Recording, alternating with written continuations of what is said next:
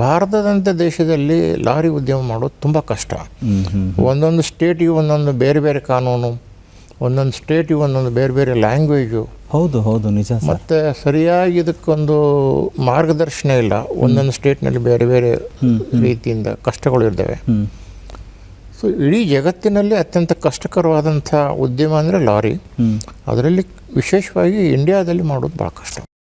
Logistic ಅಂದಾಗ ಒಂದು ವಸ್ತುವನ್ನು ಎಷ್ಟು ಜೋಪಾನವಾಗಿ ಒಂದು ಕಡೆಯಿಂದ ಇನ್ನೊಂದು ಕಡೆಗೆ ತೊಗೊಂಡು ಹೋಗೋದಿದೆಯಲ್ಲ, ಅದು ನಿಮ್ಮ ಮೇಲೆ ಇನ್ನೊಂದು ರೀತಿಯ ಜವಾಬ್ದಾರಿ ಇರುತ್ತೆ ಸರ್. ಆ ಪ್ಲ್ಯಾನಿಂಗ್ಸ್ ಹೇಗೆ ಸರ್? ಎಷ್ಟು ಕಡೆಯಿಂದ ನಿಮ್ಮ ಲಾಜಿಸ್ಟಿಕ್ ಕೆಲಸ ಮಾಡ್ತಾ ಇದೆ, ಹೇಗೆ ಸರ್, ಹೇಗೆ ಹ್ಯಾಂಡಲ್ ಮಾಡ್ತೀವಿ? ಅದು ಟೀಮ್ ವರ್ಕು.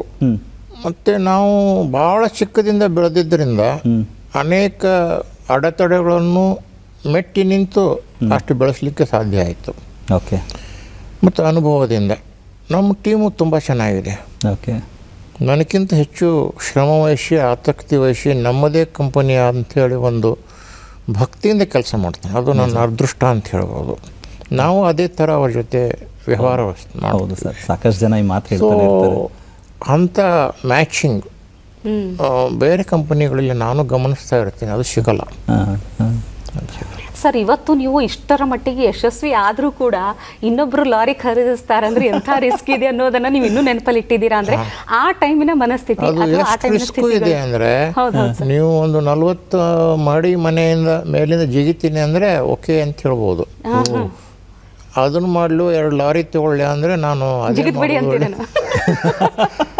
ಅಷ್ಟು ರಿಸ್ಕ್ ಇದೆ. ನಿಜವಾಗಲೂ ಅಷ್ಟು ರಿಸ್ಕ್ ಇದೆ. ಬಟ್ ಸರ್ ನಿಜ ಸರ್, ಅಂದ್ರೆ ಆ ದಿನಗಳು ಅಂದ್ರೆ ಆರಂಭದ ದಿನಗಳು ಹೇಗಿದ್ವು ಸರ್? ಹೇಗೆಲ್ಲ ಮ್ಯಾನೇಜ್ ಮಾಡಿದ್ರಿ ನೀವು? ಆರಂಭದ ದಿನಗಳು ಬಹಳ ಕಷ್ಟಕರವಾದಿದ್ದಿತ್ತು. ಒಂದು ಆರ್ಥಿಕ ರೀತಿಯಿಂದ ಇರ್ಬೋದು, ಸಮಾಜ ನಮ್ಮನ್ನು ನೋಡುವ ರೀತಿ ಇರ್ಬೋದು, ದುಡ್ಡು ಎಲ್ಲರೂ ಕೇಳಕ್ಕೆ ಹೋದಾಗೆ ಒಂದು ಮರ್ಯಾದೆ ಇರ್ತಿದ್ದಿಲ್ಲ. ಲಾರಿ ಅಂದರು ಈ ಥರ ಅಸ್ಪೃಶ್ಯ ರೀತಿಯಿಂದ ನಮ್ಮನ್ನು ಸಮಾಜ ನೋಡ್ತಾ ಇತ್ತು. ಮತ್ತು ನಾವು ಎಲ್ಲಿ ಗ್ರಾಹಕರ ಕಡೆ ಹೋಗಿ ನಾವು ಬಿಸ್ನೆಸ್ ಕೇಳಿದಾಗ ಹೋಗಯ್ಯ ಆಚೆ ಹೋಗು, ಇಂಥವ್ರು ಸಾವಿರಾರು ಬಂದು ಹೋಗಿದ್ದಾರೆ, ನೀ ಏನು ಮಾಡ್ತೀಯ ಅಂಥೇಳಿ ಈ ಥರ. ಅಂಥದ್ರಲ್ಲಿ ನಾವು ಏನು ಅನ್ನೋದು ತೋರಿಸ್ಲಿಕ್ಕೆ ತುಂಬ ಸಮಯ ಹಿಡಿಯುತ್ತೆ. ಅದಕ್ಕೆ ತುಂಬ ತಾಳ್ಮೆ ಬೇಕು. ಹೌದು. ನಾವು ಏನು ಅನ್ನೋದು ಸ್ವಲ್ಪ 1% ಗಮನಿಸಲಿಕ್ಕೆ ಅಥವಾ ಜನತೆಗೆ ಗೊತ್ತಾಗಲಿಕ್ಕೆ ಒಂದು 15 ವರ್ಷ ಹಿಡಿಯಿತು. ಅದು ಒಂದು ದೊಡ್ಡ ತಪಸ್ಸು. ಅದೊಂದು ದೊಡ್ಡ ತಪಸ್ಸು. ಹೌದು. 15 ವರ್ಷ ಆದ ನಂತರ ನಮ್ಮನ್ನು ಟೀಕಿಸಿದವರು ಇರ್ಬೋದು ಅಥವಾ ನಮಗೆ ಬುದ್ಧಿ ಹೇಳೋದವ್ರು ಇರ್ಬೋದು, ಅವರಿಗೆ ಅದರ ಬಗ್ಗೆ ಅರಿವು ಬಂತು. ಅದೇ ರೀತಿ ಅನೇಕ ಕಾಂಪಿಟೇಟರ್ಸ್ ಅವರು ನಮ್ಮನ್ನು ಭಾಳ ಕೇವಲವಾಗಿ ತಿಳ್ಕೊಂಡ್ರೆ, ಈ ಹುಡುಗ ಏನು ಮಾಡ್ತಾನೆ, ಇಂಥವ್ರು ಎಷ್ಟು ಬಂದು ಹೋಗಿದ್ದಾರೆ ಅಂತ. ಓಕೆ, ನಿಜವಾಗ್ಲೂ ಇಫೆಕ್ಟ್ ಅವ್ರಿಗೆ ಗೊತ್ತಾಗಿದ್ದು ಆಫ್ಟರ್ 15 ಇಯರ್ಸ್. ಅಷ್ಟೊತ್ತಿಗೆ ಅವರು ಸ್ವಲ್ಪ ಮೆತ್ತಗಾಗಿದ್ರು. ಒಂದು ಸಂಸ್ಥೆಯನ್ನು ಬೆಳೆಸಬೇಕಾದ್ರೆ ಹೇಗೆ ತನ್ನದು ಅಂತ ಅಂದ್ಕೊಳ್ತಾರೆ, ಅದೇ ಥರ ಯಜಮಾನ ಕೂಡ ಇದು ನಮ್ಮ ಮನೆಯವರು ಅಂತ ಅಂದ್ಕೊಂಡಾಗ ಮಾತ್ರ ಈ ಸಕ್ಸಸ್ ಸಾಧ್ಯ. ಅದು ನೀವೇ ಹೇಳಿದ್ರಿ. ಆ್ಯಂಡ್ ಪ್ಲಸ್ ಸರ್, ಒಬ್ಬ ಯಜಮಾನ ಆಳಾಗಿ ಕೆಲಸ ಮಾಡಿದಾಗ ಯಜಮಾನನಾಗಿ ನಿಲ್ಲೋದಕ್ಕೆ ಸಾಧ್ಯ ಅನ್ನೋದು ನಾವು ಕೇಳಿರೋ ಮಾತು. ಅಂದರೆ ಅಂಥ ಸಂದರ್ಭಗಳು ಸರ್, ನಾನು ಆಗಲೇ ನಿಮ್ಮನ್ನು ಕೇಳಿದೆ, ನಿಮಗೆ ಲಾರಿ ಓಡಿಸೋವಂಥ ಅವಕಾಶ ಅಥವಾ ಸಂದರ್ಭ ಬಂತ, ನೀವು ಲಾರಿ ಓಡಿಸ್ತೀರಾ ಸರ್ ಅಂತ? ಎಷ್ಟೊಂದು ಜನಕ್ಕೆ ಗೊತ್ತಿಲ್ಲ ಇದು. ನಾವು ಸಣ್ಣ ಸಣ್ಣ ಕೆಲಸ ಮಾಡಿದಾಗನೇ ದೊಡ್ಡ ಕೆಲಸ ಮಾಡಲಿಕ್ಕೆ ಸಾಧ್ಯ ಇದೆ. ಚಿಕ್ಕವನಿಂದ ಮನೆಯಲ್ಲಿ ಕೆಲಸ ಮಾಡೋದು, ಅಂಗಡಿಯಲ್ಲಿ, ಪ್ರೆಸ್ನಲ್ಲಿ ಅಭ್ಯಾಸ ಗೂಡಿಸ್ಕೊಂಡಿದ್ದೀನಿ. ಲಾರಿ ನಡೆಸೋದು ಅನಿವಾರ್ಯದಿಂದ ನಡೆಸಬೇಕಾಯ್ತು ಅನೇಕ ಸರಿ. ನಾನು ಸಾಧಾರಣ ಶುರು ಮಾಡಿ 8 ವರ್ಷ ಪ್ರತಿನಿತ್ಯ ಲಾರಿ ನಡೆಸ್ತಾ ಇದ್ದೆ. Wow, okay, great sir. ಇಲ್ಲ, ಯಾಕೆ ಈ ಮಾತು ಕೇಳಿದೆ ಗೊತ್ತಾ? ನಾನು ದೊಡ್ಡ ದೊಡ್ಡ ಊರುಗಳಿಗೆ ಹೋಗೋದಲ್ಲ, ಸ್ವಲ್ಪ ಡ್ರೈವರಿಗೆ ಗ್ಯಾರೇಜ್ ತೊಗೊಂಡು ಹೋಗಿ ರಿಪೇರಿ ಮಾಡಿಸ್ಕೊಂಬರೋದು ನಾನೇ. ಈ ಥರ ಲೋಡಿಂಗ್ ಮಾಡಿಸ್ಕೊಂಬರೋದು, ಅನ್ಲೋಡಿಂಗ್ ಮಾಡಿಸ್ಕೊಂಬರೋದು. ಓಕೆ. ಎಲ್ಲೇ ಲಾಂಗ್ ಜರ್ನಿಯಲ್ಲಿ ಡ್ರೈವರ್ ಜೊತೆ ಹೋದರೆ ಅವನಿಗೆ ನಿದ್ದೆ ಬಂದರೆ ಒಂದು ಸ್ವಲ್ಪ ಸರಿಸಿ 100 ಕಿಲೋಮೀಟರ್ ರಾತ್ರಿಯಲ್ಲಿ ಚಲಾಯಿಸ್ತಾರೆ. Great sir. ಇಲ್ಲ, ನಾನು ಯಾಕೆ ಈ ಮಾತನ್ನು ಪ್ರಸ್ತಾಪ ಮಾಡಿ ಕೇಳ್ತಿದ್ದೀನಿ, ನಿಜ ಸರ್, ತುಂಬ ಜನಕ್ಕೆ ಗೊತ್ತಿಲ್ಲ. ಯಾಕಂದರೆ ಕೆಲವ್ರು ಕೆಲಸ ಮಾಡ್ಸೋಕ್ಕೆ ಗೊತ್ತು, ಆದರೆ ಅವ್ರಿಗೆ ಮಾಡೋಕ್ಕೆ ಗೊತ್ತಿಲ್ಲ ಅಂತ. ವಿಜಯ್ ಸಂಕೇಶ್ವರ್ ಯಾರಿಗೂ ನೀವು ಕೆಲಸ ಮಾಡದೇ ಹೋದರೆ ನೀವು ಮಾಡಿಸ್ಲಿಕ್ಕೆ ಬರೋಲ್ಲ. Correct sir. ಒಬ್ಬ ವ್ಯಕ್ತಿಯ ಸಾಧನೆ ಹಾದಿಯನ್ನು ನೋಡಿದಾಗ ಒಂದು ಕಡೆ ತಂದೆಯ ಪ್ರಿಂಟಿಂಗ್ ಪ್ರೆಸ್ ಬಿಟ್ಟು ಲಾರಿ ಟ್ರಕ್ ಬಿಸ್ನೆಸ್, ಅಲ್ಲಿಂದ ಲಾಜಿಸ್ಟಿಕ್ಸ್ ಬಿಸ್ನೆಸ್ ಅನ್ನುವಂಥದ್ದು, ಈ ಪ್ರಯಾಣದ ಬಿಸ್ನೆಸ್ಗಳು, ಬಸ್ಗಳು, ಅಲ್ಲಿಂದ ಮತ್ತೆ ಪತ್ರಿಕಾ ರಂಗ. ಈ ರೀತಿ ನೀವು ಹೇಳಿದ್ರಿ ಸರ್ 15 ವರ್ಷ ತೆಗೆದುಕೊಳ್ಳಕ್ಕೆ ಆಯ್ತದು ಎಲ್ಲರ ಮನಸ್ಥಿತಿಯನ್ನು ಚೇಂಜ್ ಮಾಡೋದಕ್ಕೆ ಅಂತ. ಆದರೆ ನೀವು ಅವರೆಲ್ಲರ ಮಾತುಗಳನ್ನು ಯಾವುದು ಕಿವಿ ಮೇಲೆ ಹಾಕಿಕೊಳ್ಳದೆ ಅಥವಾ ನಿಮ್ಮ ಮೇಲೆ ಯಾವುದೇ ರೀತಿಯ ಒಂದು ನೆಗೆಟಿವ್ ಪ್ರಭಾವ ಬೀರದೇ ಇದ್ದಾಗ ನೋಡ್ಕೊಂಡಿದ್ದು ಹೇಗೆ ಸರ್ ನೀವು? ಯಾವುದೇ ಇರಲಿ, ಒಳ್ಳೆಯದಿರಲಿ ಕೆಟ್ಟದ್ದಿರಲಿ, ಆ ಮೆಸೇಜು ಬ್ರೇನ್ಗೆ ಮತ್ತು ಹಾರ್ಟ್ಗೆ ಕಳಿಸಂಗಿಲ್ಲ. ಎಂಥ ಸೀಕ್ರೆಟ್ ಸರ್, ಎಷ್ಟು ಒಳ್ಳೆ ಸೀಕ್ರೆಟ್ ಹೇಳಿದ್ರಿ ಸರ್. ನೀವು ನನಗೆ ತುಂಬ ಹೊಗಳಿಬಿಟ್ರೆ ಅದನ್ನು ನಾನು ಬ್ರೇನಿಗೆ ಕಳಿಸಲ್ಲ. ಆ ಹುಚ್ಚಿನಲ್ಲಿ ಮತ್ತೆ ನಾ ಬೇರೆ ಆಗ್ಬಿಡ್ತೀನಿ. ತುಂಬ ನೀವು ಬೈದು ಕಳಿಸ್ಬಿಟ್ರಿ, ವೀಕ್ಷಕರು ನೋಡ್ತಾ ಇದ್ದಾರೆ, ತುಂಬ ಬೈದು ಇನ್ಸಲ್ಟ್ ಮಾಡಿ ಕಳಿಸಿದ್ರು ಕೂಡ ನಾನು ತಲೆ ಕೆಡಿಸ್ಕೊಳ್ಳೋದಿಲ್ಲ. ಅದನ್ನು ಬ್ರೇನಿಗೆ ಹಾರ್ಟಿಗೆ ಕಳಿಸೋದಿಲ್ಲ. ಓಕೆ, ಮುಗಿತಲ್ಲ, ಹೋಗೋಣ ಅಂತ. Great sir. ಐ ಥಿಂಕ್ ಅದಕ್ಕೆ ಅದನ್ನು ಅಭ್ಯಾಸ ಮಾಡ್ಕೋಬೇಕಾಗತ್ತೆ. ಅದು ಸರಳವಾದ ಮಾತಲ್ಲ. ಅಲ್ಲ, ಆರಂಭದಲ್ಲಿ ತುಂಬ ಕಷ್ಟ ಆಗುತ್ತೆ, ಬಟ್ ಅದನ್ನು ಅಭ್ಯಾಸ ಮಾಡ್ಕೊಳ್ಬೇಕು ಸರ್. ಸರ್, ಇದ್ರ ಜೊತೆಗೆ ಎಲ್ಲ ಸಂಕಷ್ಟಗಳನ್ನು ಒಂದು ಅಪ್ಪ ಇಷ್ಟಪಡದೇ ಇರೋವಂಥದ್ದು, ಆರಂಭದಲ್ಲಿ ನೀವು ಕೆಲಸ ಮಾಡೋಕ್ಕೆ ಹೊರಟಾಗ, ನೀವು ಕೆಲಸಕ್ಕೆ ಕೈ ಹಾಕಿದಾಗ ದುಡ್ಡಿಲ್ಲ, ಸಾಲ ಮಾಡಿದ್ರೆ ನಿಮ್ಮ ಗಾಡಿ ಎಡ ಇಟ್ರಿ, ಈ ಥರದ್ದೆಲ್ಲ ಜಂಜಾಟಗಳು, ಇದೆಲ್ಲ ನಿಮ್ಮ ಬಗ್ಗೆ ಗೊತ್ತಿರೋದೆ ಸರ್. ಆದರೆ ಇನ್ನೊಂದು ಅಂತ ಹೇಳಿದ್ರೆ, ಈ ಜಂಜಾಟಗಳ ಜೊತೆಗೆ ಡಿಗ್ರಿ ಮುಗಿಸೋಕ್ಕಿಂತ ಮುಂಚೆನೇ ನಿಮಗೆ ಮದುವೆ ಆಗೋಗುತ್ತೆ. ಒಂದು ಕಡೆ ಸರ್ ಬಿಸ್ನೆಸ್ಸು, ಇನ್ನೊಂದು ಕಡೆ ಸಂಸಾರ, ಹೆಂಗೆ ಸರ್ ಹ್ಯಾಂಡಲ್ ಮಾಡೋಕ್ಕೆ ಸಾಧ್ಯ ಆಯಿತು? ನಿಮಗೆ ಆ ಪರಿಸ್ಥಿತಿಯಲ್ಲಿ ಸಿಕ್ಕೊಂಡ್ರೆ ಏನಾದರೂ ಹೇಗೆ ಮ್ಯಾನೇಜ್ ಆಗುತ್ತೆ, that is not a big thing. Okay, but sir ಅಲ್ಲ, ಯಾವಾಗಲೂ ಹೆಂಡತಿಯಾಗಿ ಬರೋಳು ಒಂದು ಕನ್ಸು ಕಟ್ಕೊಂಡಿರ್ತಾರೆ, ಓಕೆ ಅಪ್ಪ ನಾನು ಮದುವೆ ಆದರೆ ನಂದೊಂದು ಸಫಿಸ್ಟಿಕೇಟೆಡ್ ಅಥವಾ ಸೇಫ್ ಲೈಫ್ ಇರುತ್ತೆ ಅಂತ. ಬಟ್ ನೀವು ಪಡ್ತಾ ಇದ್ದಿದ್ದ ಕಷ್ಟದಲ್ಲಿ ಅವ್ರ ಸಪೋರ್ಟ್ ಹೇಗಿತ್ತು ಸರ್? ಅವರು ತುಂಬ ಸಪೋರ್ಟ್ ಮಾಡಿದ್ದಾರೆ. ಹಾಂ. ಮತ್ತು ಅವರಿಗೆ ನೀನು ಲಾರಿ ಮಾಡಿದ್ದು ತಪ್ಪು ಅಂತ ಹೇಳಲಿಕ್ಕೆ ಅವ್ರ ಕಡೆ ಏನೋ ಒಂದು ಆಧಾರ ಇದ್ದಿಲ್ಲ. ಯಾಕಂದರೆ ಅವರ ತಂದೆನೇ 2 ಮಾಡಿದ್ರು ಲಾರಿ ಅಷ್ಟೊತ್ತಿಗೆ. ಸೊ ಹಾಗಾಗಿ ನಿಮಗೆ ಕಂಪ್ಲೀಟ್ ಸಪೋರ್ಟಿವ್ ಆಗೇ ಇದ್ರು ಎಲ್ಲ ಸಪೋರ್ಟ್ ಆಗಿದ್ರು. ಓಕೆ, ನಾನು ಇನ್ನೊಂದು ಮಾತು ಕೇಳಿದ್ದೆ ಸರ್, ಅಂದರೆ ನೀವು ಕೆಲಸ ಸರಿಯಾಗಿಲ್ಲ ಹೀಗೆ ಅಂತ ಹೇಳಿದ್ರೆ ಸಿಕ್ಕಾಪಟ್ಟೆ ಕೋಪ ಬರುತ್ತೆ ನಿಮಗೆ ಅಂತ. ನಂದು ಕೋಪ ಭಾಳ ವಿಚಿತ್ರವಾದಂಥದ್ದು, ಆರ್ಟಿಫಿಷಿಯಲ್ ಕೋಪ. ಅದು ಆ ಕ್ಷಣಕ್ಕೆ ಸರ್, ಇಲ್ಲಾಂದರೆ ಆ ಕ್ಷಣಕ್ಕೆ. ಅದು ಕೋಪ ಅಲ್ಲ, ಅದು ಮತ್ತೆ ಹಾರ್ಟ್ ಆ್ಯಂಡ್ ಬ್ರೈನಿಗೆ ಹೋಗಲ್ಲ. ಈ ತುಟಿ ಆಚೆ, ಇಲ್ಲಿಂದ ಮಾತ್ರ ಅಷ್ಟೇ ಸರ್. ನನಗೆ ಇನ್ನೂ ಕುತೂಹಲ ಆಗ್ತಾ ಇರೋದು ಸರ್, ಹಾಗಾದರೆ ಹಾರ್ಟ್ಗೆ ಬ್ರೈನ್ಗೆ ಕಳಿಸೋದಾದ್ರೂ ಏನು ನೀವು ಅನ್ನುವಂಥದ್ದು? ಯಾಕಂದರೆ ಯಾವ್ದು ಅವಶ್ಯ ಇದೆ ನಮ್ಮ ಜೀವನಕ್ಕೆ ಅದನ್ನು ಕಳಿಸ್ತಾ ಇರೋದು, ಅದನ್ನು ಮಾತ್ರ. ಓಕೆ, ಅಂದ್ರೆ ಆ ಗೆಲುವಿನ ಒಂದು ಯಶಸ್ಸಿನ ಮದ ಅನ್ನೋದು ಏನಿದೆಯಲ್ಲ, ಅದು ಎಲ್ಲವೂ ಕೂಡ ನೀವು ದೂರ ಇಡ್ತೀರಿ ಬಹಳ. ಅದು ದೊಡ್ಡ ಪಾಯ್ಸನ್, ಅದು ದೊಡ್ಡ ಪಾಯ್ಸನ್. ಯಶಸ್ಸು ಅನ್ನೋದು ಭಾಳ ಕೆಟ್ಟ. ಹೌದು. ಒಂದು ಲಾಜಿಸ್ಟಿಕ್ನ ಒಂದು ದೊಡ್ಡ ಮಟ್ಟದ ಸಂಚಲನ ಮೂಡಿಸಿ ಎಲ್ಲರೂ ನಿಮ್ಮ ಕಡೆ ತಿರುಗಿ ನೋಡೋ ರೀತಿಯಲ್ಲಿ ಮತ್ತು ಎಲ್ಲರೂ ನಿಮ್ಮ ಮೇಲೆ ಕಾಂಪಿಟೇಟಿವ್ ಆಗಿ ಬರೋ ರೀತಿಯಲ್ಲಿ ಆದದ್ದಂತೂ ಅದು ಇಟ್ಸ್ ಅ ಬಿಗ್ ಹಿಸ್ಟ್ರಿ. ಮತ್ತು ಪತ್ರಿಕೋದ್ಯಮದ ಕಡೆಗೆ ಬಂದರೆ, ಒಂದು ಅಪ್ಪ ಮಾಡ್ತಾ ಇದ್ದಿದ್ದರಿಂದ ಮುಂಚೆನೇ ಪ್ರೆಸ್ನಲ್ಲಿ ನಿಮಗೆ ಅನುಭವ ಇತ್ತು. ಬಟ್ ಆದರೆ ನೀವು ಆ ಬಿಸ್ನೆಸ್ನಿಂದ ಈ ಕಡೆಗೆ ಬರೋದಕ್ಕೆ ಮೂಲ ಕಾರಣ ಏನು ಸರ್? ನಮ್ಮ ತಂದೆಯವರು ಮಾಡ್ತಾ ಇರೋದು ಪುಸ್ತಕ ಪ್ರಕಾಶನ, ನಾವು ಮಾಡ್ತಾ ಇರೋದು ಪತ್ರಿಕೆ. ಹೌದು. ಪುಸ್ತಕ ನೀವು ಇಟ್ಟು ಮಾರಬಹುದು, ಇದು ಪತ್ರಿಕೆ ಹಾಗಲ್ಲ. ನಿಮ್ಮ ತರಕಾರಿಗಿಂತನೂ ಬೇಗ ಕೊಳತು ಹೋಗುತ್ತೆ. ಒಳ್ಳೆ ಮಾತು ಸರ್. ಹೌದು. ಆರಂಭದ ದಿನಗಳಲ್ಲಿ ಪತ್ರಿಕೆ ಶುರುವಾದಾಗ ನೀವೊಂದು ಮಾತು ಕೇಳಿದ್ರಂತೆ ಸರ್, ಕೆಲಸಕ್ಕೆ ಸೇರೋರನ್ನ, ನಿಮಗೆ ಡ್ರೈವಿಂಗ್ ಬರುತ್ತಾ ಅಂತ. ಏಕೆಂದರೆ ಈ ಪತ್ರಿಕೆ ಅಕಸ್ಮಾತ್ ಸರಿಯಾಗಿ ನಡೆದಿಲ್ಲ ಅಂದರೆ ನನ್ನ ಲಾಜಿಸ್ಟಿಕ್ ಇದೆ, ನೀವು ಡ್ರೈವರ್ ಆಗಿರ್ಬೋದು ನನ್ನ ಜೊತೆಯಲ್ಲಿ ಅಂತ. ಏನು ಸರ್ ಅಂದರೆ ಎಂಥ ಆಲೋಚನೆಗಳು, ಎಂಥ ಕಾನ್ಫಿಡೆನ್ಸ್ ತುಂಬಿದಂಥ ಮಾತುಗಳು ಸರ್. ಇಲ್ಲ, ಉದ್ಯೋಗದಲ್ಲಿ ಅಂಥ ಒಂದು ಭದ್ರತೆ ಒದಗಿಸೋದು ಹೆಂಗೆ ಸರ್? ಎಸ್, ಮಾಡಲೇಬೇಕಾಗತ್ತೆ. ಅಲ್ಲ, ಏನು ಹೇಳಬೇಕು ಅನ್ನೋದು ಗೊತ್ತಾಗಲ್ಲ. ಬಟ್ ನೀವು ಆ ಪತ್ರಿಕೆನ ಶುರು ಮಾಡಿ ಇಡೀ ದೇಶದಲ್ಲಿ ಅಂದರೆ ಒಂದು ಮತ್ತೆ ಹೊಸ ಕ್ರಾಂತಿಯನ್ನು ಪತ್ರಿಕಾ ಮಾಧ್ಯಮದಲ್ಲಿ, ಆ್ಯಂಡ್ ಪ್ಲಸ್ ಪ್ರತಿಯೊಬ್ಬ ಪತ್ರಿಕೆಯವರು ಕೂಡ ಹೇಳ್ತಾರೆ, ಅಕಸ್ಮಾತ್ ಇವತ್ತೇನಾದರೂ ನಮಗೆ ಈ ರೀತಿಯಾಗಿ ಸ್ಯಾಲ್ರಿ ಇದೆ ಅನ್ನೋದಾದರೆ ಅದು ವಿಜಯ್ ಸಂಕೇಶ್ವರ್ ಅವರು ಶುರು ಮಾಡಿದ ಪತ್ರಿಕೆ ಮುಖಾಂತರ ಆದಂಥ ಒಂದು ಹೊಸ ಬದಲಾವಣೆ ಅಂತ ಹೇಳಿದ್ರು ಸರ್. ಅಂದರೆ ಯಾಕೆ ಅಷ್ಟೊಂದು ಪ್ರೀತಿ ಅನ್ನಿಸ್ತು ಸರ್ ನಿಮಗೆ ಪತ್ರಿಕೆ ಬಗ್ಗೆ? ಪತ್ರಿಕೆಯಲ್ಲಿ ಅಥವಾ ಟ್ರಾನ್ಸ್ಪೋರ್ಟ್ ವ್ಯವಹಾರ ಇರಲಿ, ಮತ್ತೆ ಏನೇ ಇರಲಿ, ಯಾವುದೇ ಮಾಡಿದ್ರು ಭಾಳ ಶ್ರದ್ಧೆಯಿಂದ ಮಾಡ್ತೇನೆ. 99%, 100% ಇನ್ವಾಲ್ವ್ ಆಗಿ ಮಾಡ್ತೀವಿ. ನಮ್ಮ ಟೀಮ್ ಕೂಡ ಅಷ್ಟೇ, ಅವರಿಗೆ ಅಭ್ಯಾಸ ಮಾಡಿಸಿದ್ದೀನಿ. 100% ಇನ್ವಾಲ್ವ್ ಆಗಿ ಕೆಲಸ ಮಾಡ್ತಾರೆ. ಸೊ ಅದು ಯಶಸ್ಸು ಸಿಕ್ಕೇ ಸಿಗುತ್ತೆ. ಕರೆಕ್ಟ್. ನಮಗೆ ಈಗ ಪತ್ರಿಕೆ ಮತ್ತು ಲಾರಿ ಬಿಸ್ನೆಸ್ ಮಾಡಿದ್ರಿಂದ ಯಾವುದೇ ಬಿಸ್ನೆಸ್ನಲ್ಲಿ ನಮಗೇನು ರಿಸ್ಕೇ ಕಾಣ್ತಾ ಇಲ್ಲ, ಎಷ್ಟೇ ತಾನೇ. ಅಂದರೆ ನೀವು ಅಷ್ಟು ಸುಲಭವಾಗಿ ಅಲ್ಲ, ತಗೊಳ್ತೀರಲ್ಲ ನಾವು ಸುಲಭವಾಗಿ ತಗೊಳ್ಳೋದಲ್ಲ, ಈ ವೃತ್ತಿ ಏನಿದೆ ಅಲ್ಲ ಹೌದು. ಅದರಲ್ಲಿ ನೀವು ಏಟು ತಿಂದು ತಿಂದು ತಿಂದು ಒಂದು ಸುಂದರವಾದಂಥ ಮೂರ್ತಿ ಆಗಿಬಿಡ್ತೀರ. ಪತ್ರಿಕಾ ರಂಗ ಅಂತ ಬಂದಾಗ ಅಲ್ಲಿ ಕೂಡ ಅಂದ್ರೆ ಬಹಳಷ್ಟು ವ್ಯತ್ಯಾಸ ಸರ್. ಈಗ ಲಾರಿ ಟ್ರಕ್ ಬಿಸ್ನೆಸ್ಗಿಂತಲೂ ಒಂದು ಪತ್ರಿಕಾ ರಂಗ ಶುರು ಮಾಡೋದು ಅಂದ್ರೆ ಅದು ತುಂಬಾ ವ್ಯತ್ಯಾಸ ಇದೆ. So, ಅಲ್ಲಿ ಯಾವ ಲಾರಿಯಲ್ಲಿ ರೀತಿ ಸಕ್ಸಸ್ ಸವಾಲು? ಆದವರು ಜಗತ್ತಿನಲ್ಲಿ ಯಾವ ಬಿಸ್ನೆಸ್ ಆದರೂ ಮಾಡ್ಬೋದು. ನಾವು ಲಾರಿಯಿಂದ ಇವತ್ತು ಪತ್ರಿಕೆ ಬಂದಿದ್ದೀವಿ, ಈ ಬೇರೆ ಪತ್ರಿಕೆಯವರು ಹೇಳ್ರಿ ಇದನ್ನು ಲಾರಿ ಮಾಡಿ ತೋರಿಸು ಅಂತ. ಆಗಲ್ಲ ಸರ್, ಆಗಲ್ಲ ಆಗಲ್ಲ. ಅದೇ ಸರ್, ಏನ್ ಸೀಕ್ರೆಟ್ ಬಿಟ್ ಕೊಡ್ಬೇಕು ನೀವು ನಮಗೆ? ಯಾವ ತರ ಅಂದ್ರೆ ಹ್ಯಾಂಡಲ್ ಮಾಡಿದ್ರಿ? ಇಲ್ಲಮ್ಮ, ಲಾರಿ ಅಷ್ಟು ಕಷ್ಟಕರ ಅದು. ಪತ್ರಿಕೆ ಕಷ್ಟ, ಅದ್ರ ಎದುರಿಗೆ 5 ಪೈಸಾನೂ ಅಲ್ಲ. ಸರ್ ಅಂದ್ರೆ ಆ ಒಂದು ಭರವಸೆ ಇತ್ತ ಸರ್. ಅಂದ್ರೆ ಒಂದು ಬಿಸ್ನೆಸ್ ಬೇರೆ ರೀತಿ, ಅಂದ್ರೆ ಪ್ರತಿಯೊಬ್ಬರಿಗೂ ಅವಶ್ಯಕವಾಗಿ ಬೇಕಾಗಿರುವಂಥದ್ದು ಪೇಪರ್, ಅಂದ್ರೆ ಪತ್ರಿಕೆ ಓದೋದು ಕೂಡ ಅಷ್ಟೇ ಅವಶ್ಯ ಅನ್ನುವಂಥದ್ದು ಮನವರಿಕೆ ಮಾಡಿಕೊಡ್ಬೇಕು. ಜೊತೆಗೆ ಜನರ ಮನಸ್ಸಲ್ಲಿ ಓದುವಂಥ ಸಂಸ್ಕೃತಿ, ಒಂದು ನೀವು ಪೇಪರ್ ಶುರು ಮಾಡಿದಂಥ ಟೈಮಲ್ಲಿ ಬಹುಶಃ ಬಹಳಷ್ಟು ಅಂದ್ರೆ ಒಂದು ತುಂಬಾ ಜನರಲ್ಲಿ ಓದುವಂಥ ಮನಸ್ಥಿತಿನೇ ಕಡಿಮೆ ಆಗಿತ್ತು ಅನ್ನೋಂಥದ್ದು. ಆ ಟೈಮಲ್ಲಿ ಇಷ್ಟು ಭರವಸೆ ಮೂಡಿಸಿದಂಥ ಪತ್ರಿಕೆ ಯಾವ ವಿಷಯಗಳು ಹೆಚ್ಚು ಜನರನ್ನು ಆಕರ್ಷಿಸಿದ್ವು ಅಂತ ಹೇಳ್ತೀರಿ ಸರ್? ಮೊದಲು ಹೇಗಿತ್ತು ಅಂದರೆ, ರಾಜಕಾರಣಿಗಳು ದೊಡ್ಡ ಶ್ರೀಮಂತರು ಅವ್ರ ಪ್ರೆಸ್ಟೀಜ್ ಸಲುವಾಗಿ ಒಂದು ಪತ್ರಿಕೆಯನ್ನು ಇಡಬೇಕು. ಹೌದು. ಎಕ್ಸ್ಟ್ರಾ ಹೈ ಲೆವೆಲ್ ಇದ್ದವರು ಒಂದು ಇಂಗ್ಲೀಷ್ ಒಂದು ಕನ್ನಡ ಪತ್ರಿಕೆ ಮನೆಯಲ್ಲಿಡಬೇಕು ಅನ್ನೋ ಒಂದು ಸ್ಟೈಲ್ ಆಗಿತ್ತು. ಹೌದು. ಆಮೇಲೆ ಪತ್ರಿಕೆಯನ್ನು ಓದೋದು ಭಾಳ ಬುದ್ಧಿವಂತರ ಕೆಲಸ ಅದು ಅಂತ ಹೀಗೆ ಇತ್ತು. ಆದರೆ ನಾವೇನು ವಿಚಾರ ಮಾಡಿದ್ವಿ, ಹೆಚ್ಚು ಜನ ಓದಬೇಕು.